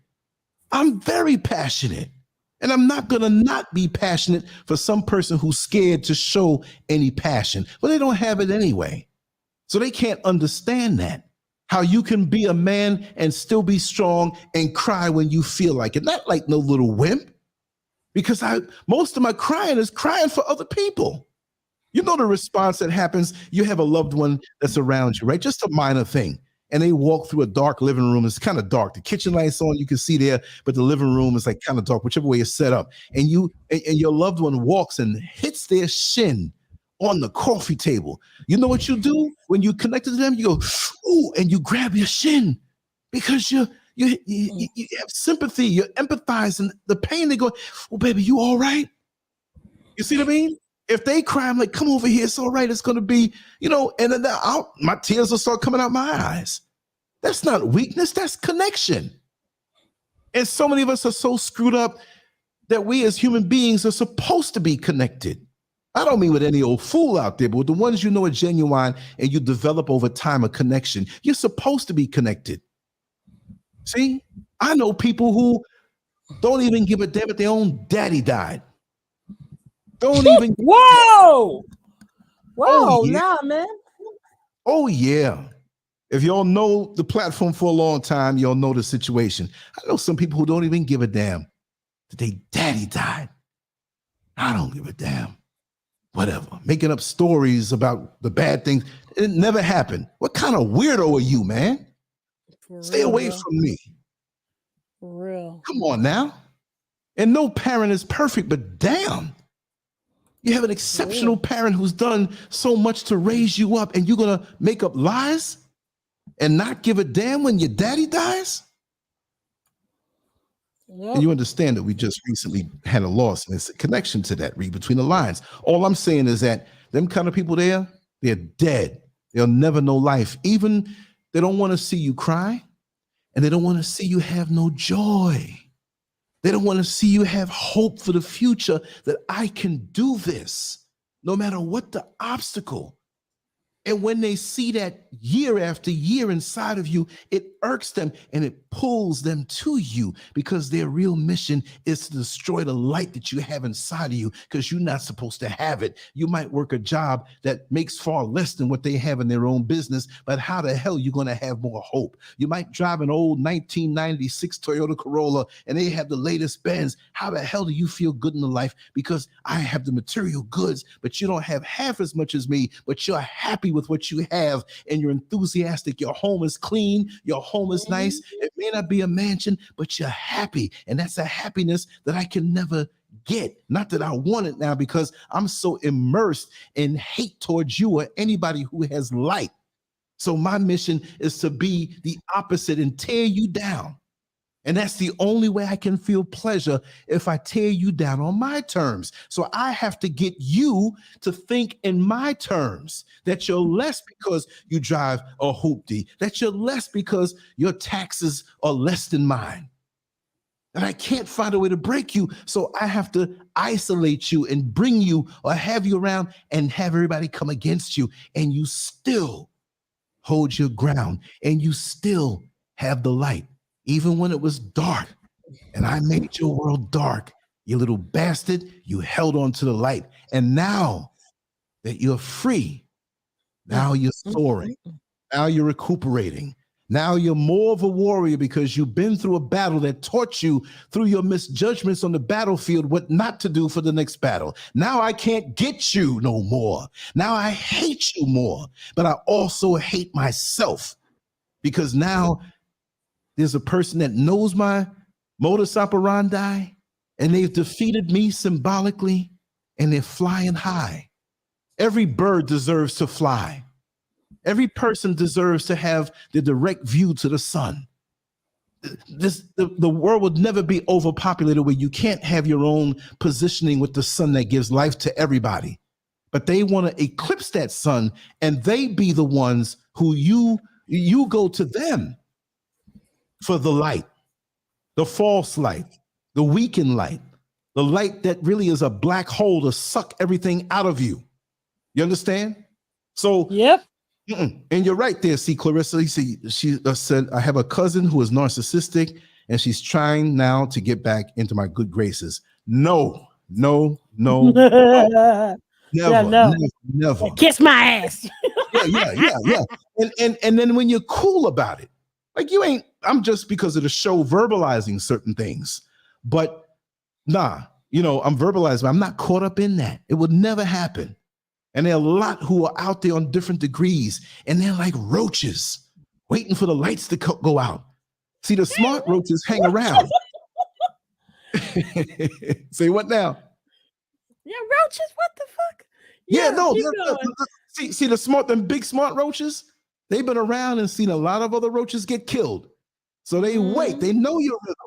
Even if you stay up an extra hour and a half, they waiting to get to them crumbs that you dropped that you're going to wait till the morning to pick up. And they hide up under the fridge, and they watching you. And you see the antennas, but you can't really see them. The stupid roaches run out and get squashed and sprayed, but the smart roaches wait their turn. Like that little girl in the inner city getting ready to do double dutch. She holds her chest, so don't jump up and down too much, and she rocks back and forth, gets the timing right, and then jumps in and gets it right. You see what I mean? Roaches, energy vampires, like you said, yes, that's what they are, and they can't stand. They're vampires. It's like sucking all the energy out of you, all the goodness, the happiness, everything out of you. And want to bring even though I feel compassion that you have, insecurities, but damn, bro. Right, exactly. Damn, bro. They can't stand it. They see you like Golden Corral, all you can eat. For those who are not in America, Golden Corral is a all you can eat joint. And they see this, I can get in there and I'll take the energy for my benefit. And when I'm full and I'm going to exhaust them till they have nothing, and I'm going to turn it around on them and smash them.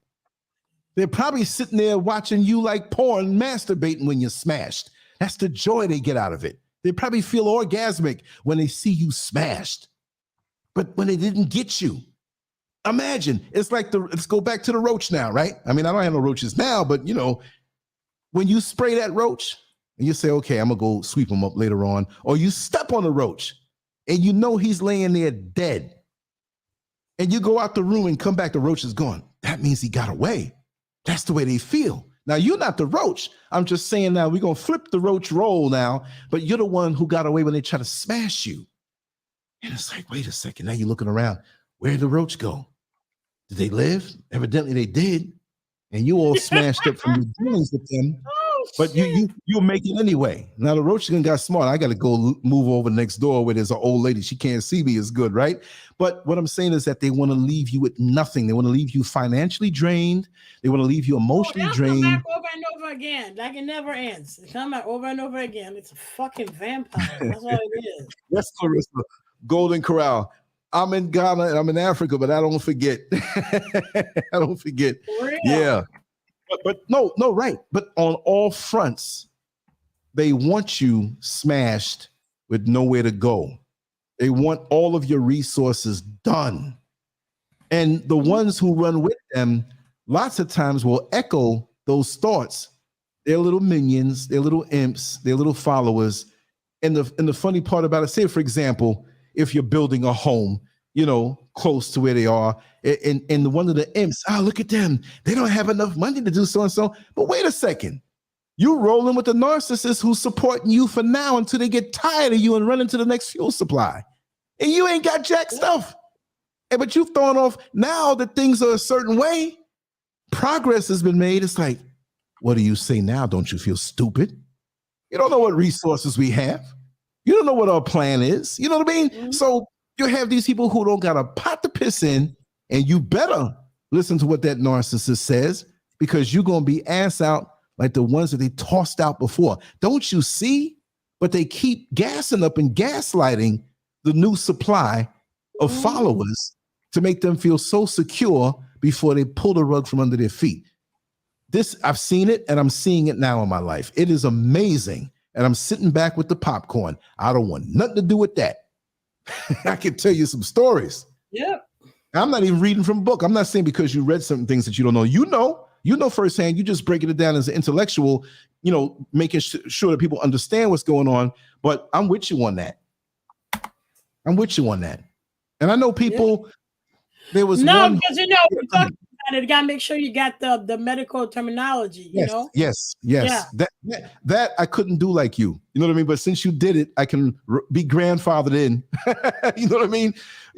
So that's what it is, life, man. I love human nature. I know what you're talking about, but everything you say is true. That's what it is. Unfortunately, the narcissist, it's not in a book. It's through experience. You know how they are. Yeah. Exactly. Yeah, but like with me, I think the curse worked. Oh my God. Probably that's why he got in trouble. Yeah, because the first one, Raj, he hurt me so bad that I wrote him an email. Probably he's stalking me and finding where else. Because in my other YouTube, where I said I did put a curse on him. Man, you put a curse on me. Yes, motherfucker. because I wrote in my email, but I wrote it through my mom, through her the Yahoo, and I don't remember, but no, because remember when I put a curse, I can't even remember what I said. Well, it's a curse. But I know I said that I remember that part, that I wish whatever he will love the most, he will lose it. You know, and that will break his heart so bad that it will be that he will cry tears of blood. That's what I said. I remember that part. That he will suffer so much that he will cry tears of blood. So a year later, he and his wife is, they're Indian. Okay.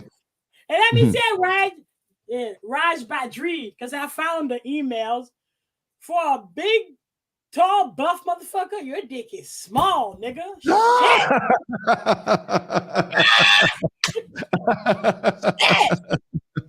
remember. Yeah, like in the jail. This is it. For 7.4 feet. God damn, this is it. I said it. Use a pup or something. I don't know. He had a lot of bread, but not much meat to match the bread. But no, let me tell you on the side note, it's so funny because when I worked in the jail and I would do overtime in the morning time, because at first I worked the overnight shift as they do all rookies until you get some time under the belt. And I worked the afternoon shift, and I love that shift because I can sleep late and get out early enough to do what I wanted to do. But sometimes they'd offer me and say, hey, you want to work the morning shift? And I say, okay, I'd come in early and work into the afternoon or work all night and work that first shift.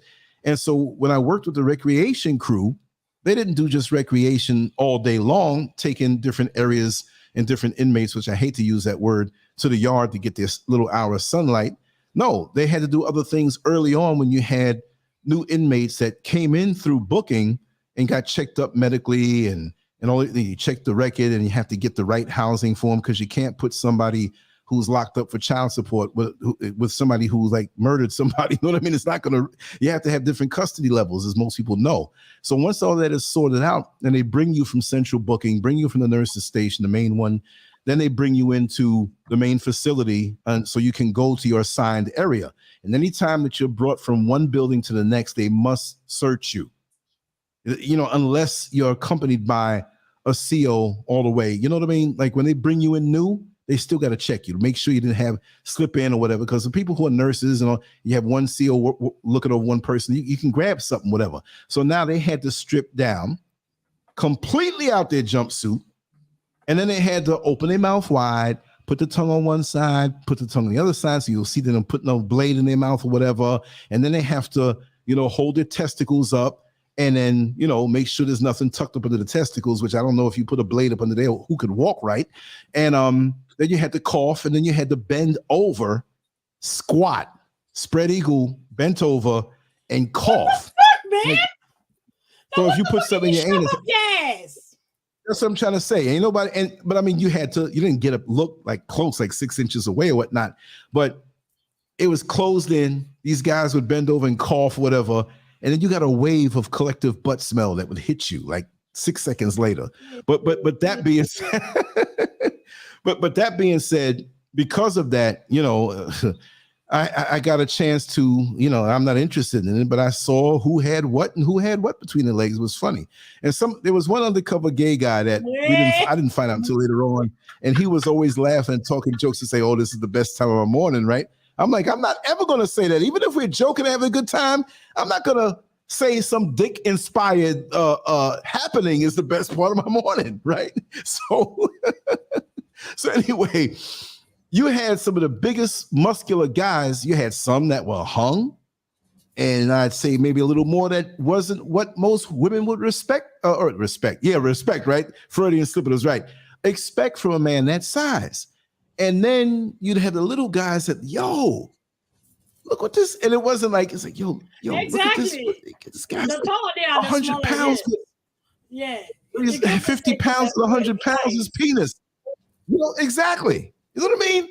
So anyway, had me questioning the creator, like, yo, you know, I after seeing all this, I don't think I can measure up. Oh my God. Wait a second. big as I am, I can't have something a little more. Oh, you know, we all want more. But I'm not insecure that way. It worked for me. All the kids I got and all the stalkers I've accrued. You know what I mean? So anyway, I gotta throw a joke in there, right? But the thing is that, you know, there was this old guy who kept getting arrested. So they knew. So they're like, yo, Scurv, check out this old guy. What he, and I'm like, okay. You ever know those African little things, like it's like a little statue and it has like a little, not a dress. Yeah. And you push the button and the penis comes out like way out. Yeah, this talisman. Yeah. Yeah. This dude was like one of them things, and he had strong African features. You know, he was a little neighborhood drunk, but he had strong African features. And he was the first one dropping his stuff because he was proud and he would smile. He'd drop. If there was any female officers around, he couldn't say nothing because he'd get in trouble. You know, he mumbled on his breath down one time. In general, he said, yeah, you know where to get it if you want it. You know how to find me.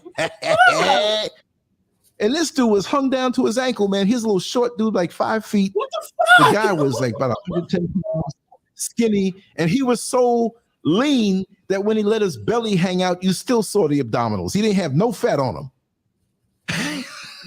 He's an old guy too, you know, but he wasn't old, you know. And then I think he touched himself one time before he came in, like when he was in the line, he was playing with himself to make it swell up a little bit. Because when he dropped his stuff down, I was like, wait a second, wasn't this guy locked up like from 3 months ago? It's like he's bigger than before because he was and when they see him, the female CEOs would see him like in the line, like way out there. They start calling the radio to get a break so they can come into that area. I heard about him. Wait, girl, you better hurry up and get your break so you can come on and see. And they peeking through the thing. And he waving like the president. He waving like the Pope. Or like so they knew what was up with him. That was so funny. You're right. Yeah, y'all. I'm gonna read some of the email between me and Raj Badri with a small dick to show you how narcissistic. He has been officially blasted. You go ahead. Okay. I'm going to utilize that same body part, that same aforementioned body part to take a leak. I'll be back. Okay. Exactly. Hey! You caught that, right? I wrote the cuss, right? I'll be back in 2000. Yeah, no problem. And I forgot about it. Like, you know, I think we just moved when I met him. We have just moved to 135. A year later, I dated him just once. And then, you know, I emailed him. And he berated me like a motherfucker because he's fiancé for the email. And he had to explain. He would say why I emailed him. I'm like, dude, you gave me your email. So the way he berated me was so traumatic. Because I never had somebody berating me like that. It was very traumatic. Like blew up on me. And for no reason. So I had a panic attack. But then, you know, you know, the way that happened to all victims of narcissists. So you started ruminating, I wonder what you did wrong. And the more you realize you didn't do anything wrong, the more you grow angry. So I grew angrier and angrier. And after a month, we had the argument.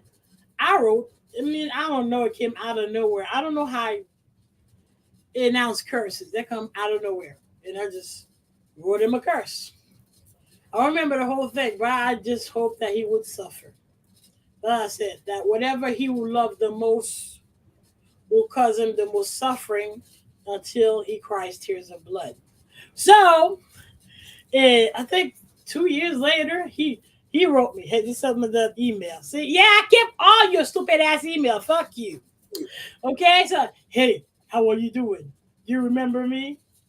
I'm like, what do you want, Raj? So he's like, yeah, your mother wrote me an email a long time ago.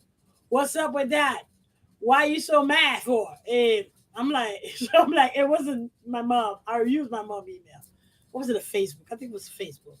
Because I would write him on his Facebook. Okay, so I said, I forgot about what you did and I forgave you. Why the fuck would I write something like that?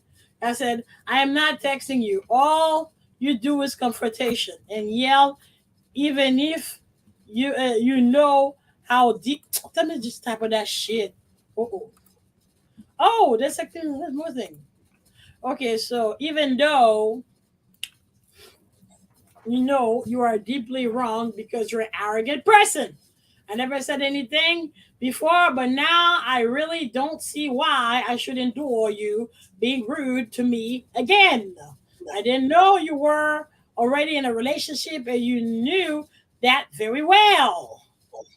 People do dumb shit. It happens because we are selfish in our human nature. I suggest you forget also and move on. There's no point thinking about it anymore. And that's true. That's true. So what else he said? You think, what do you think we had? Like in your mind, like what the fuck? Hey, I'm not really sure how all this started and ended so bad.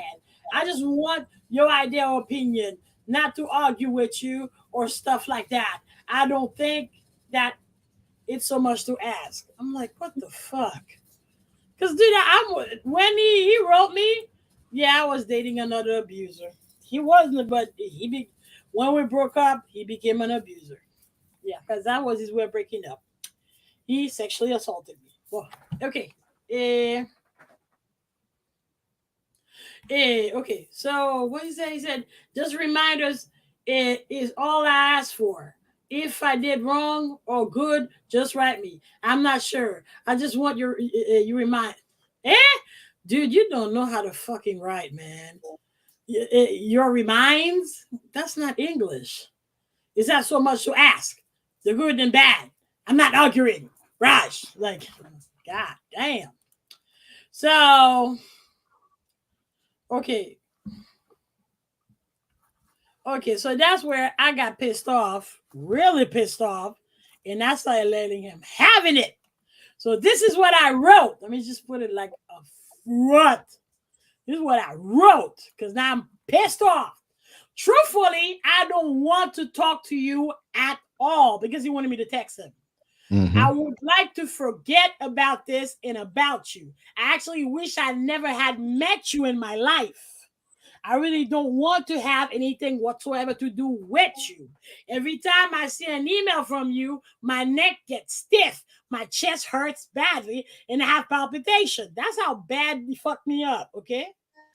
That's how you berated me. So I may have forgiven what you did, but emotionally, I am still traumatized. And that's true. So I'm not being vindictive or arguing with you because this is truthfully how I feel about you. I am a person who means what she says and says only what she means.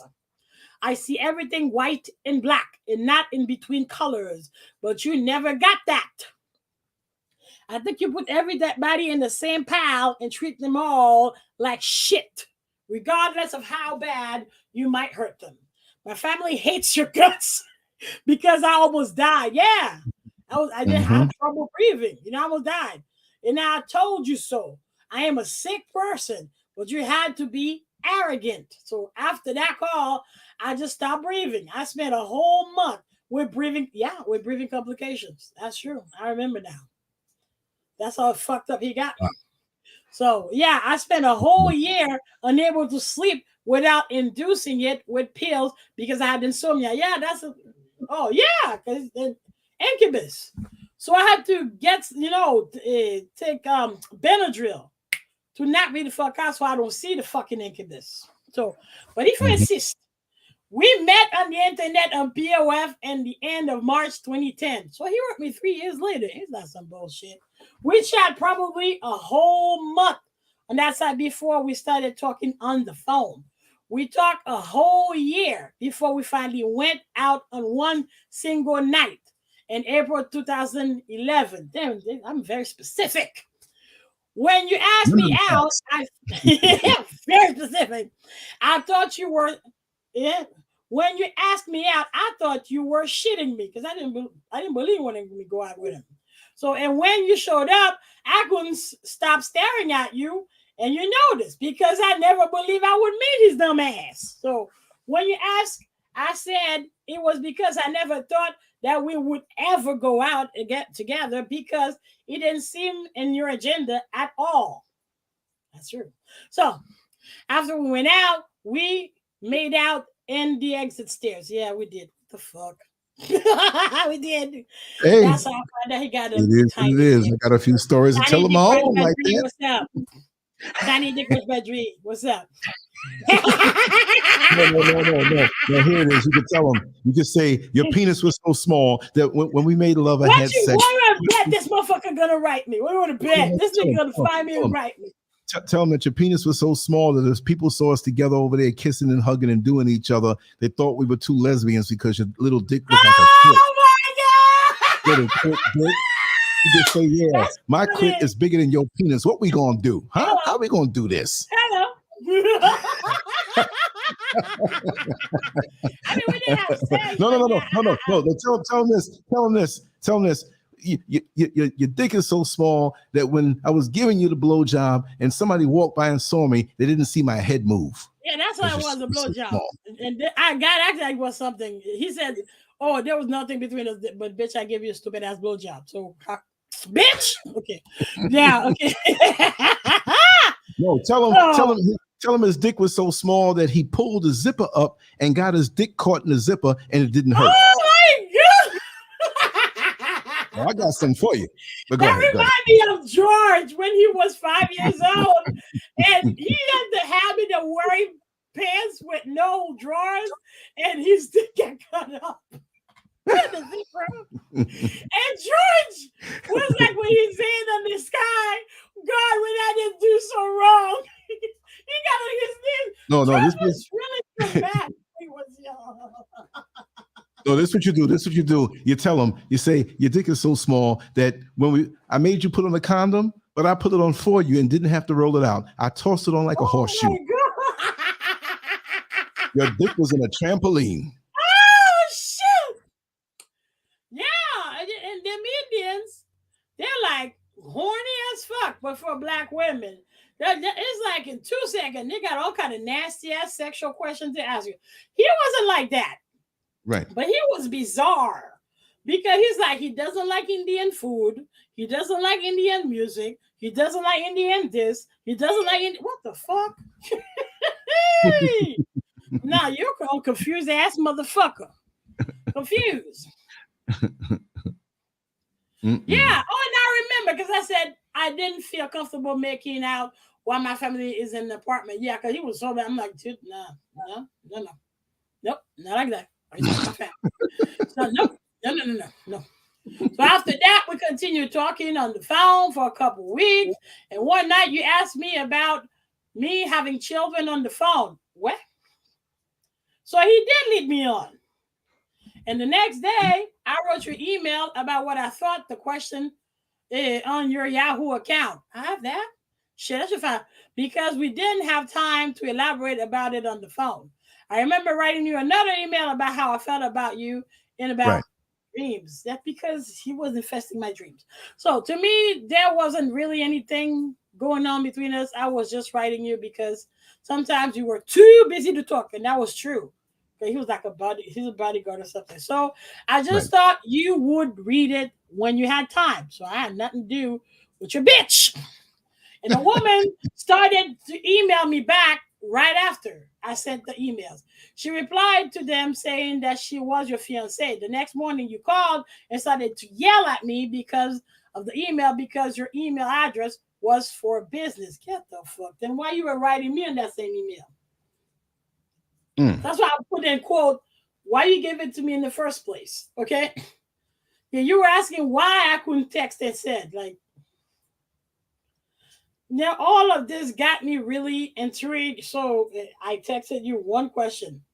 Right. What is truly going on? Because I'm confused. And you called me and started yelling again. You know, there was so much arrogance in your voice. I didn't fight with you. I just listened with grief. Yeah. Right. I didn't deserve that at all. Why would you do that? You know, you said that she was your fiancé, that you were back together, and that she had access to your email. So why the fuck you went out with me then? You know, like, what the fuck? So I didn't even want to go out with you to begin with. That's true. So we did have stopped talking for a while. We started to talk in April 2010, and we stopped talking in June 2010. We had sporadic texts here and there, but we started to talk back in March 2011. I didn't want to go out with you, but you insisted and insisted and persist. See, it's not me. So I even told you I wanted to stay by myself. Okay? So I didn't want to be with anybody, but you insisted, and we finally met. And a couple of weeks later, you were yelling at me on the phone. You made it sound like I was delusional. What the fuck? See, I forgot all those details. That's why I kept those emails. That is in a folder called harassment. So I kept them. So those are about what was going on between us, and that I thought there was something, and that all along I knew you were with someone else. Well, by the way, you had never mentioned about, never. So right. I just listened in silence and awe, and I wonder how such a man can be so arrogant and cruel. You have utter disregard of how you will hurt somebody with what you say. You were verbally abusive, and you are anyway. I said, he broke my heart and it hurt me deeply in my pride. I didn't deserve that. I didn't want to go out with you. How could you do that? You know, I hung on and stopped breathing because I was so emotionally upset. So I'm physically sick. I'm a physically sick person. I have diabetes and a whole bunch of other illness. So my family almost had me take it to the ER. That's true. So yeah, he said a couple weeks later you called and tried to fight with me again on the phone, but yeah, I got so upset. I stopped breathing again. Oh damn. Yeah, because that's how upset I am. I had panic attacks and I stopped breathing. So yeah, that could happen with panic attacks. You will stop breathing if it prolongs. Right. If it prolongs. But then this is what he said. What he said here. What he said.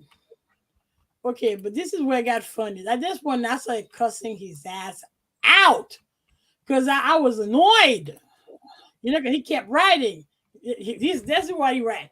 There was nothing between us. Nothing at all. We went out once. And for all that I am aware of, a woman started emailing me. And before you know it, you got mad and yelled at me. I said, yeah, I mean, what the fuck? Let me just interject real quick. You know, this is the one who had the small penis. So he was correct in the first statement. There was nothing between us. Yeah. Nothing. Yeah, like what the fuck, man? Not before you know it, I started cuss his ass out.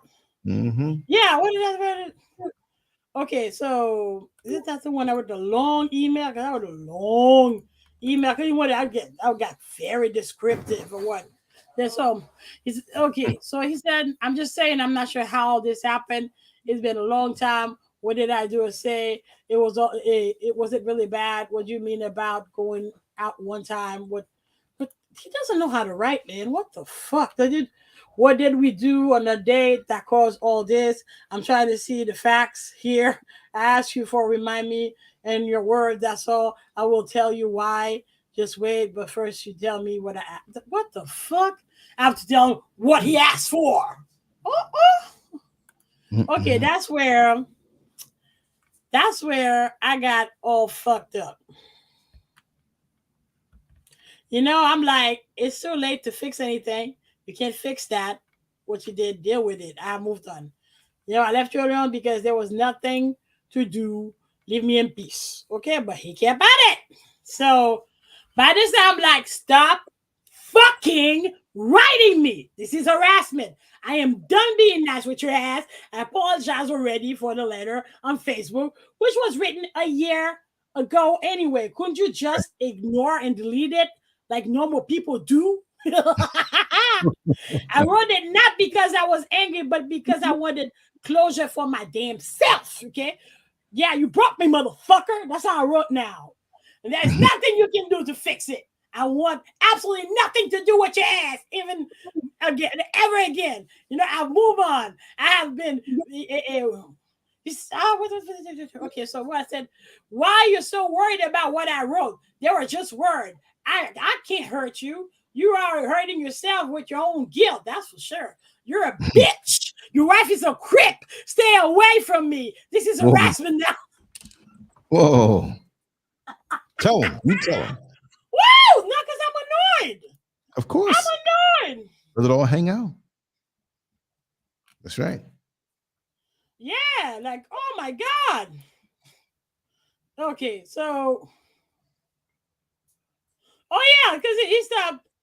Oh, yeah, because I got annoyed now. I'm like, you think you're in India where you can rape and disappear women without anything? Anybody notice, man? I went, woo! I was angry. Shit. And without anybody knows, go back to the filth of India where scum like you belong.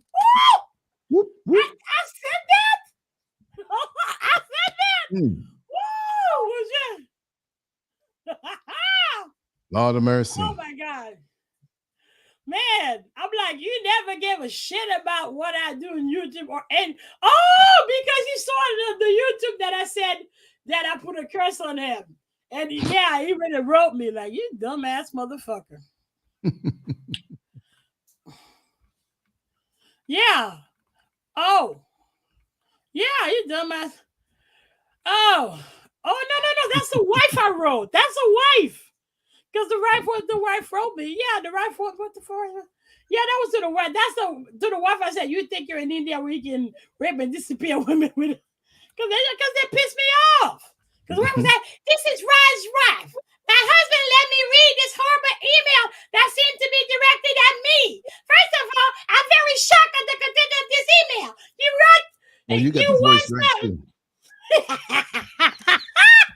You was for a long time again who you were because I saw an email you went to my husband while we had a temporary breakup. I never heard a response. Yeah, that's I let it go. Tone. It's like a mosquito sticking a needle in you. Yeah, I encouraged my husband to make it right. No, that probably it wasn't even him. She was the one writing to make it right. Any wrong he may have done to people in the past. Oh, okay. Make it right. No, he won't make it right. He's narcissistic. So apparently he felt you were one of those people. From reading your email, you seem to be very upset.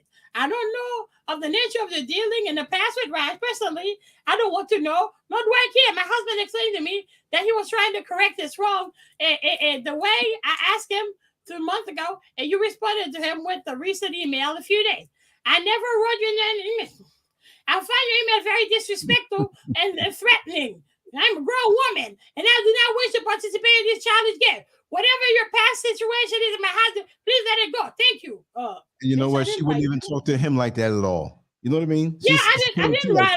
Bitch, I didn't write you. I didn't write you because the email she responded to when I said, "Damn, I wrote that shit." Damn.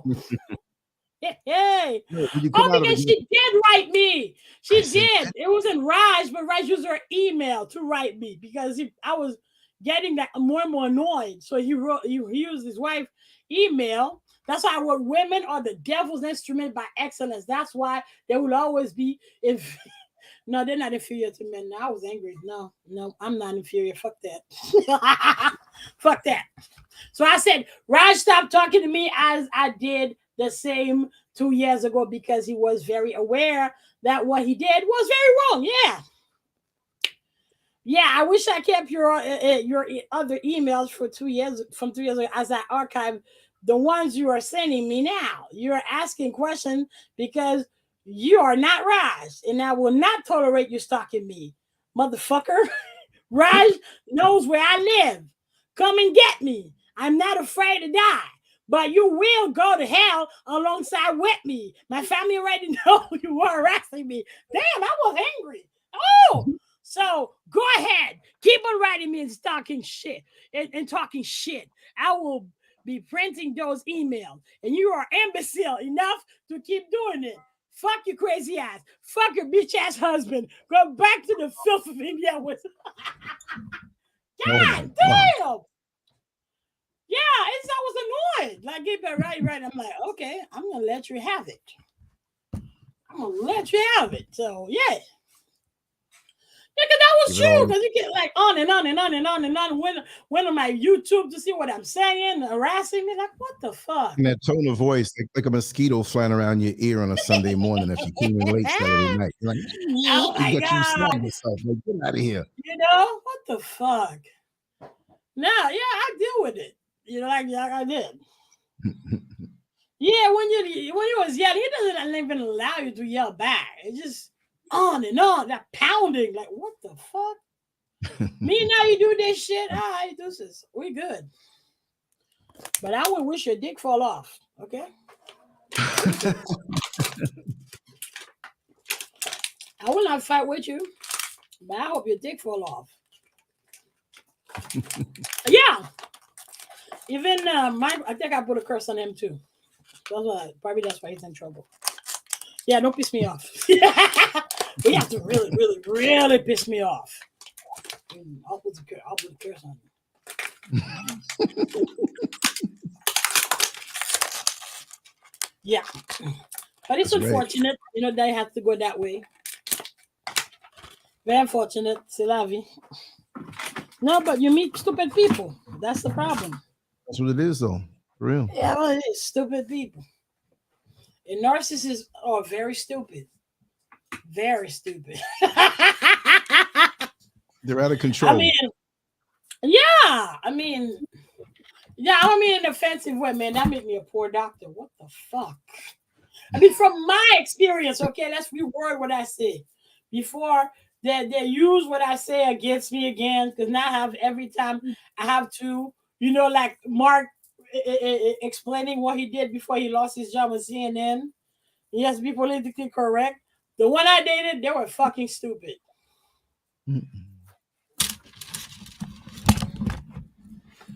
Yeah. Yeah, it's like the lady who came like, oh, where's this? Where's that? Like, bitch, I just ignored him. I ignored her. Like, yeah. I just ignored her. Even the girl when he came and said, yeah, what point does it stop? 8:30. You know? It was 8:30. Yeah, even though there was another girl, we locked the fitting room and you see the white lady jumping over the barrier to get them. Like, lady, we're closed. Lady, we're closed. What the hell? You know? But it's always like at 8:45. That's when they want to try shit. Yeah, that's when they show up. 8:30, 8:45. That's when they want to try stuff. It's crazy. Yep. Yeah. Story of my life, 24/7. Well, at least you could vent it. You know where it's coming from and the different incidents and stuff. So it's not like, you know, you internalize this stuff and take the blame for what idiots do. Exactly. Yeah. No, because I had the common sense to see that I wasn't wrong. That's the thing. You're not wrong. You're not wrong. But they know how to make you feel bad and guilty, as if you are. That's why I said I'm not even gonna fight with you. I'm just gonna walk away, and I'm just gonna wish your dick fall off. Simple.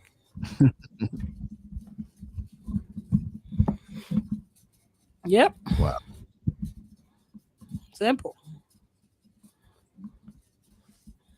Yep. But that's the thing. Before I conclude this lecture, man, I gotta learn to stop cussing. No. You're expressing yourself with spicy seasoning on the plate of truth from Sister Beatrice. Yeah, yeah. I know, right?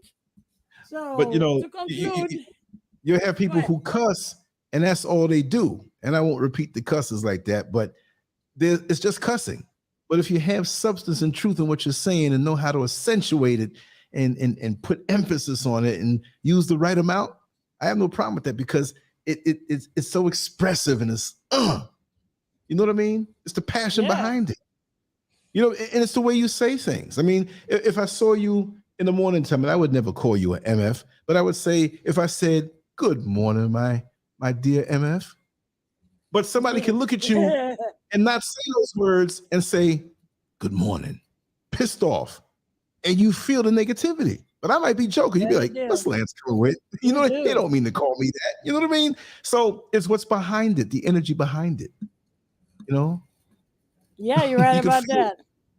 Just like a woman who feels when she makes love to a husband, and it's like something's wrong. You may not know it, but something's different. Who you been with? And she knows it without any concrete proof. She knows it. Yep. You know what I mean? He's eating it different or moving different or whatever it is. And it's just an intuition. So, you know, we pick up energy from what's behind those words, not necessarily the actual words, you know? Yep. You know, my crazy analogy. No, it's not. But I like to conclude that, you know, you get to not misinterpret or misdiagnose a narcissist for somebody else, because there's borderline personality disorder, then there's the histrionic.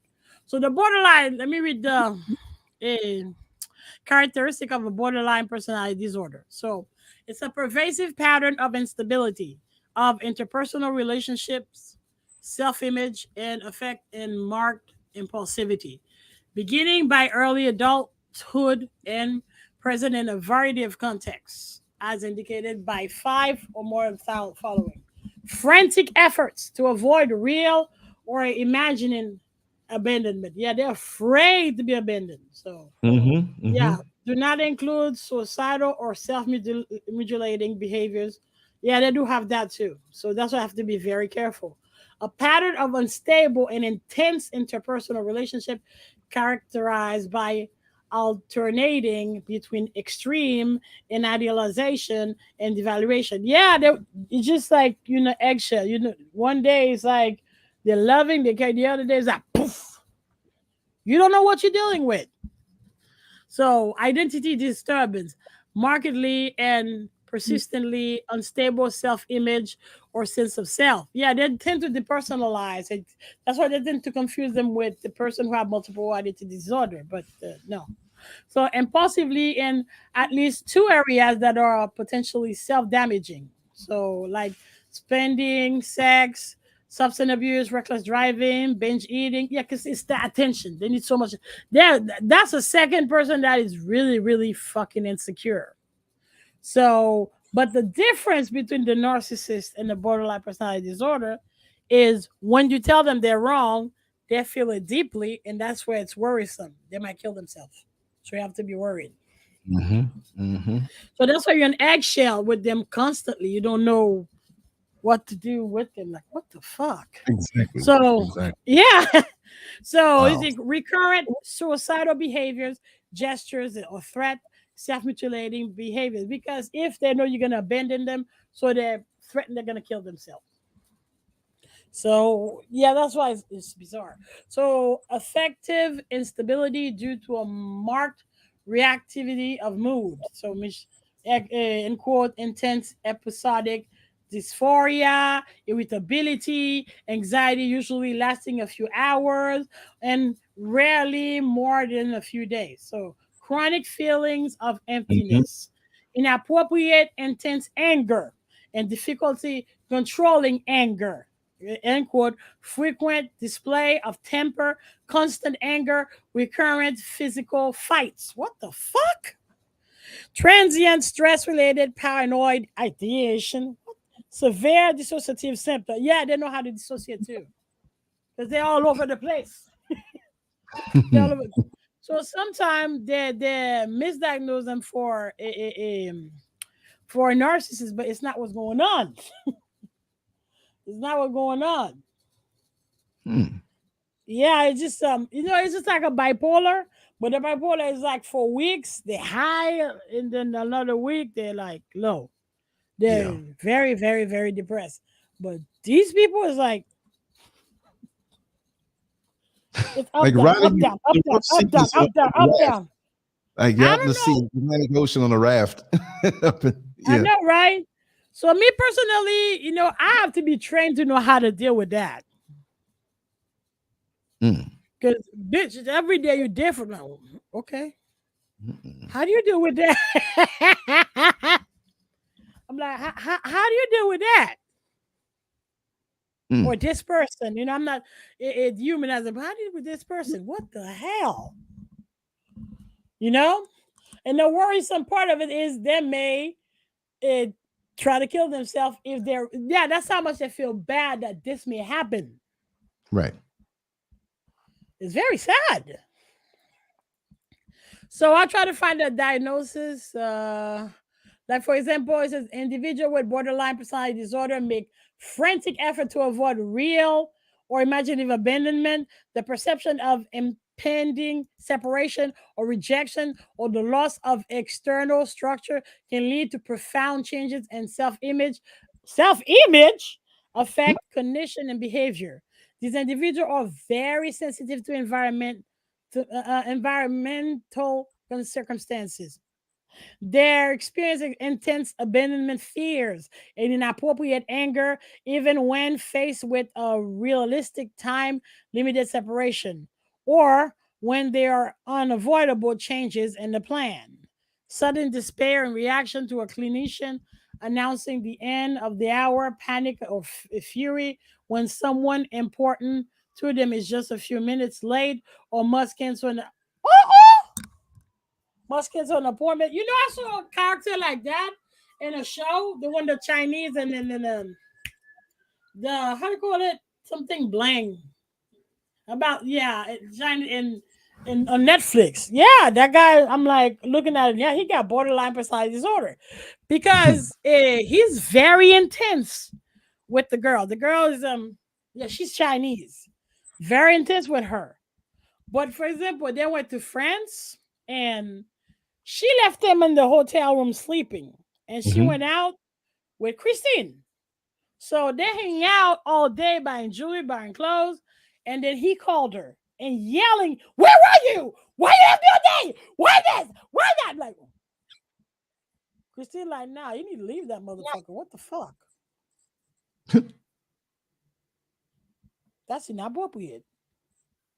And when she showed up, he was on his knees crying. That's what I mean. Begging, you know, for forgiveness. And then I don't know what happened again. He flipped on her again. I think it's because they went to a party and there was the other Chinese guy. No, he wasn't Chinese. I think he was Korean. And he was hot. He's like a model. So you might you feel very insecure. Because that guy used to be a Power Ranger. So, and before you know it, in public, boom. Wow. You know, in public. And when they so the girl was like, you know what? Deuces. Oh, the battery's low. Hold on. Let me just put that in. Battery's low. Please charge now. Okay. So hold on. All right. You should be hearing me now. Oh, yeah. No, I hear you good. Okay. So when he did that, so she said, we got to split. Of course, he's on his knees again, crying. Cry. And he wouldn't leave her alone. Like, call her, show up with the dog, be very manipulative to get back to her. Before you know, she got back with him again. May I be like, crazy bitch?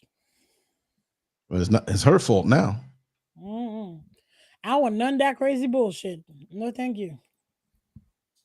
Okay, I got my sanity to to observe. Okay, I have my sanity to take care of. I don't want this. I want nothing to do with that. Nothing. Especially if I want to adopt children. Oh, hell no. I don't want that around my kids. Hell no. Yeah, you fucked up my kids. Yeah, even though like a narcissist, they say that. When they're narcissistic parents, yeah, they cause emotional distress and maybe psychological mental problem in their kids. Right. You know, it's just it's not like I'm like stereotyping them. I'm talking about them like you need to be conscious of what you're doing. You're hurting people. And people in your own house too. They don't your care. Kids. This is fucked up. You know? It's messed up. You know? And they say like, even though they can maybe look like a good parent, but it's like, you know, glorifying themselves. Whatever they do for the child is to glorify themselves. Look how I am. Look how I do. Like that. Like, what the fuck? Hmm. Yep. So I want to look like a famous narcissist. You got Kanye West, of course, and his wife, Kim Gordon. No, she total narcissist. And How did they married. live under the same roof when they were together? That's crazy. Yeah, that's crazy. But then again, you remember the narcissist like flattering somebody at the same level, flattering each other. So that's probably why they're still Right. together. So you know what they do? They probably go to a cheap hotel where you have them big dresser mirrors next to the bed, and you can have sex and look at each other or look at yourself having sex, and they're having sex and they're looking in the mirror and they're admiring themselves. They're not even paying each other any mind because they're glorified friction providers. Like, damn, I'm working it. Look at me. I'm doing real good. Look at that. Wow. Yeah. Yeah. Yeah, and others. What Mariah Carey. Oh, she was one? Yeah, she is one. You got Madonna. She completely fucked up her face. Donald Trump, we're not even surprised. Right. Hitler was one. Yeah, Hitler was totally one. Of course. And you got also Henry VIII. I didn't think of that. I thought it's probably I didn't think of that. I thought probably it was like a psychosis. Oh, you said Henry VIII. Yeah, the guy that had how many women executed? What the? Oh, okay. You know, for some reason I thought you said Henry VIII. I'm like, I didn't know him was the King of England, the father of Elizabeth I. Right. Yeah, he married 7 times. 7 times, bro. 7 times. It was Elizabeth Taylor. What the fuck? What's her name? I think he had 3 women killed. The first one, she put her in a dungeon, Catherine. Second one, Anne Boleyn, decapitated. Then she had the other one, what was her name? I forgot. She died. The one that gave her a son. And then there was another one, the German. Oh, she was safe. She was safe. The German girl. So because she was Danish. He just divorced her. Because the girl didn't even want to be with him either because she said he smelled. Because, he had diabetes and a leg that was rotten. So, yeah, that's why it was so painful because the leg was rotten all the time. And then after the German, they gave her a little girl, a 14-year-old girl. That was a hoe. Literally a hoe. So she got caught in the act and got decapitated. And then she got her head cut off for giving head. Yeah, that's how many women. I said Catherine, Anne Boleyn, Jane, Danish girl, little girl. We got 2 more. 2 more. 2 more. That was busy. We got 2 more. 2 more. Okay, because it was 7. Okay, so that one too got decapitated. And finally, you had the last girl, Protestant. Was she Protestant? Yeah, but he died. Thank God. He died. That's the only one I was saved. Jesus fucking Christ. Yeah, Jesus Christ. Like Captain Kirk had to be one. Captain's log, star date. Yeah, I know, right? So Maya Lee Cyrus. I'm not even surprised Maya Lee Cyrus. She does some really fucked up shit, man. Okay, so yeah, that's the most famous one. Oh, but also you got Will Smith, his wife Jada Pinkett. You got the other one too. Yeah. Tom Cruise. Tom Cruise is so narcissistic that women cannot wear heels when they're with him. Because he's so short. Yeah, a short ass motherfucker. That's terrible. Yeah, very. Wear the heels. They look sexy. Wear them.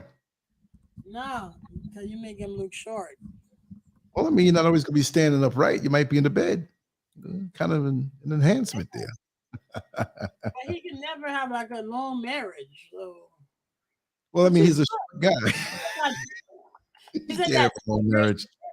So it's Scientology. So it's a good thing. Yeah. Lord have mercy. Lord of mercy. I know, right? And also, there's another character, the histrionic. So it may look narcissistic, but it is not. Mm-hmm. Oh, yeah. Also, it says, yeah, that's the associate feature with the borderline.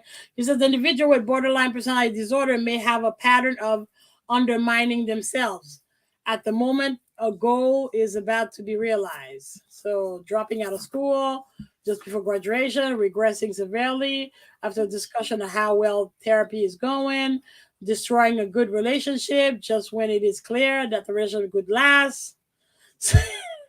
Some individuals develop psychotic-like symptoms like hallucination. Yes, there's that part. Body image distortion, ideas of reference, hypnagogic phenomena during times of stress. That's why they may associate them with narcissism, but it's not what's going on.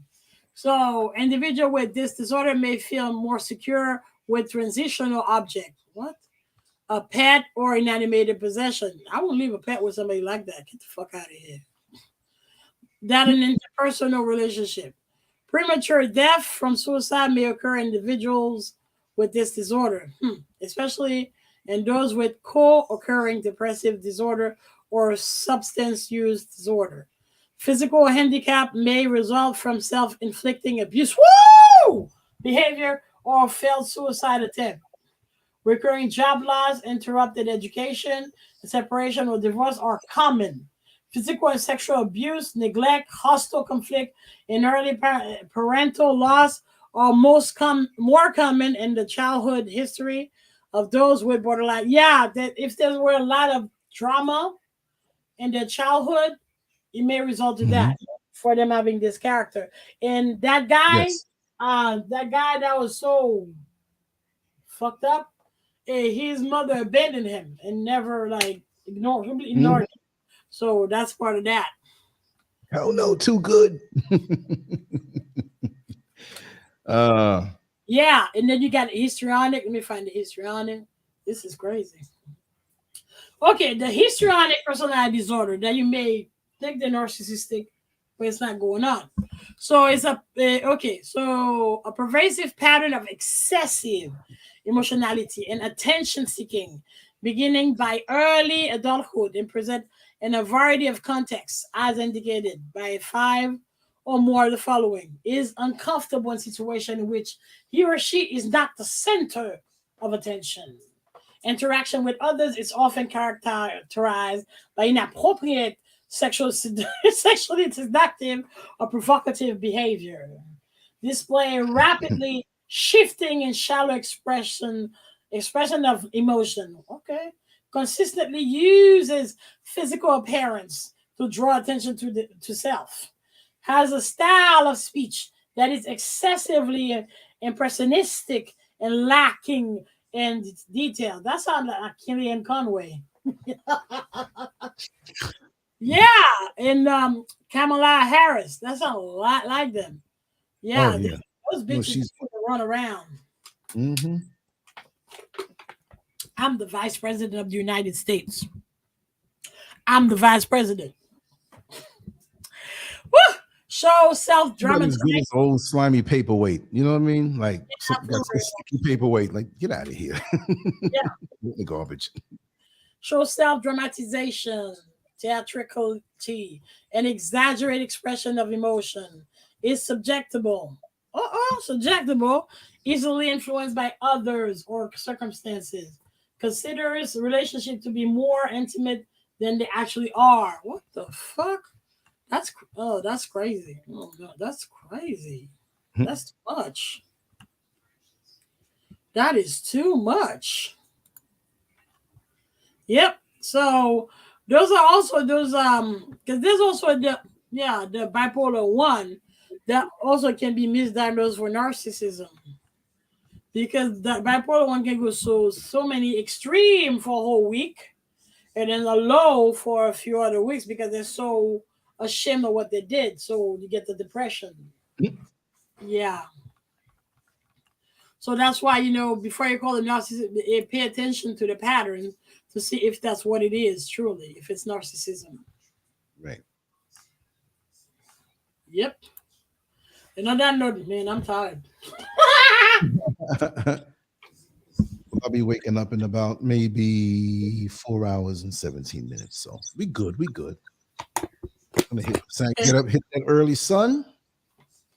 And Do what we do. And Superman is funny. Sakpa says Superman. I just it's funny. Right? She got the knee pads on.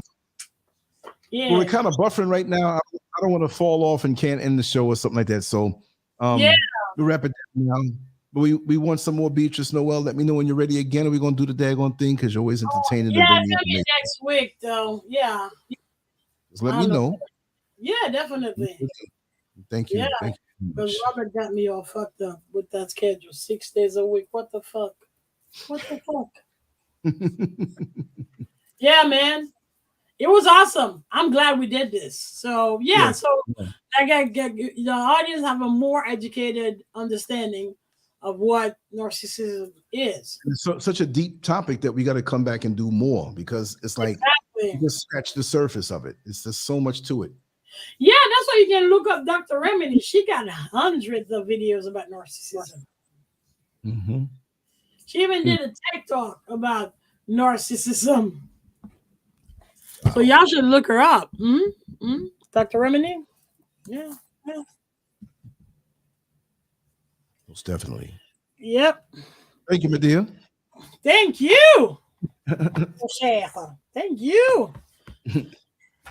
It is a wrap. Thank you so much for the audience for listening and hanging out with us. So I hope y'all have enough more like educated in what the hell. Well, you know I'm talking. So you know how I look like. You know how they're throwing us out the door. That's what they're doing. I know, right? They're kicking us out. Exactly. So yeah, because it just pay attention to the impulsiveness and the inconsideration, the berating, you know, and the fact that they're always like blindsiding you. Wrong camera, bro. Wrong camera. Well, we don't want to show you in any other way that, you know, it might be another angle of something exposed. And what the hell? It's always revert to the computer's camera. Right. Okay. So I'm waiting for my teddy bear to put here. See the basket I'll put between the teddy bear's leg. And now I'll flip the camera here. So like now you see me. Yeah. Multicams. Exactly. That's right. Beatrice Noel 360 in the house. Exactly. No, this topic never ends because it's you should feel bad for them because of the insecurity, and that's at the end they're self-destructive. But at the same time, it's all the damage they do before they finally self-destruct. That's what's scary. True. Yeah. Self-destruction. They're headed towards self-destruction. For real, bro. For real. So, guys, thank you so much for hanging out with us. I wish you a good night. Oh, Eric, I'll be back in 6 days. So that gives me enough time to research, you know, and find like a political topic we can. The next week is going to be political. Oh, by the way, talking about Haiti. My friend is still clustered in his house. It's been 20 days. Really? He's still barricaded in his house. He said they came to his house. They took his gas tank. They broke in his surveillance cameras. Yeah. That's rough. And he can't leave Quadebouquet. Damn. Why nobody's doing anything? Oh, no, we got to go to Ukraine. Whatever. Stuff is getting real out there. Yeah, man. And the government got weapons. Why y'all ain't do nothing? I mean, where all the trained army and trained police in Haiti? What the fuck? I thought y'all were killing gangs before Jovenel died.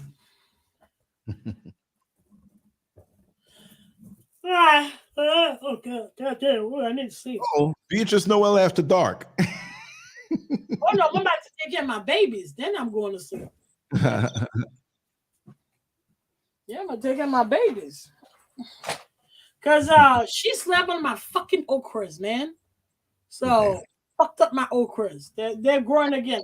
And I finally have a sunflower. Jesus Christ.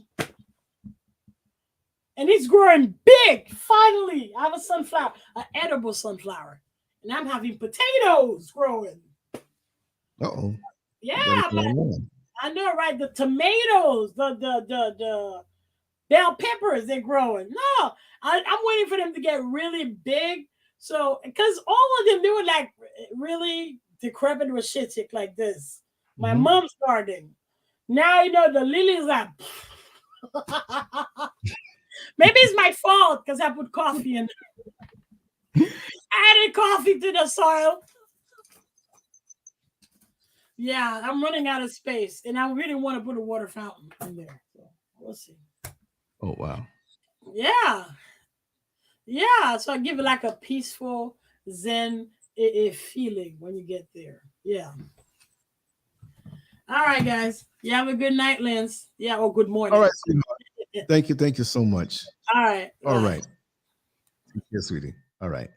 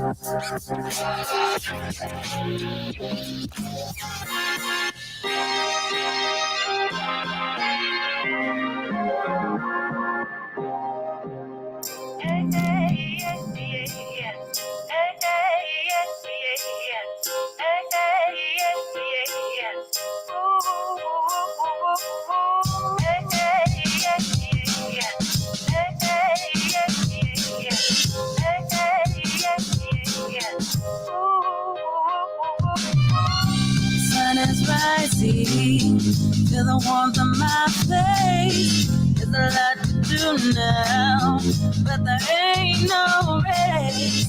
I sip my coffee, I'm feeling fine. Don't need to work yet, I'm gonna take my time. It's a brand new day. Gotta take it on my way. Gotta take it on my way. It's a brand new day. Gotta take it on my way. Gotta take it on my way.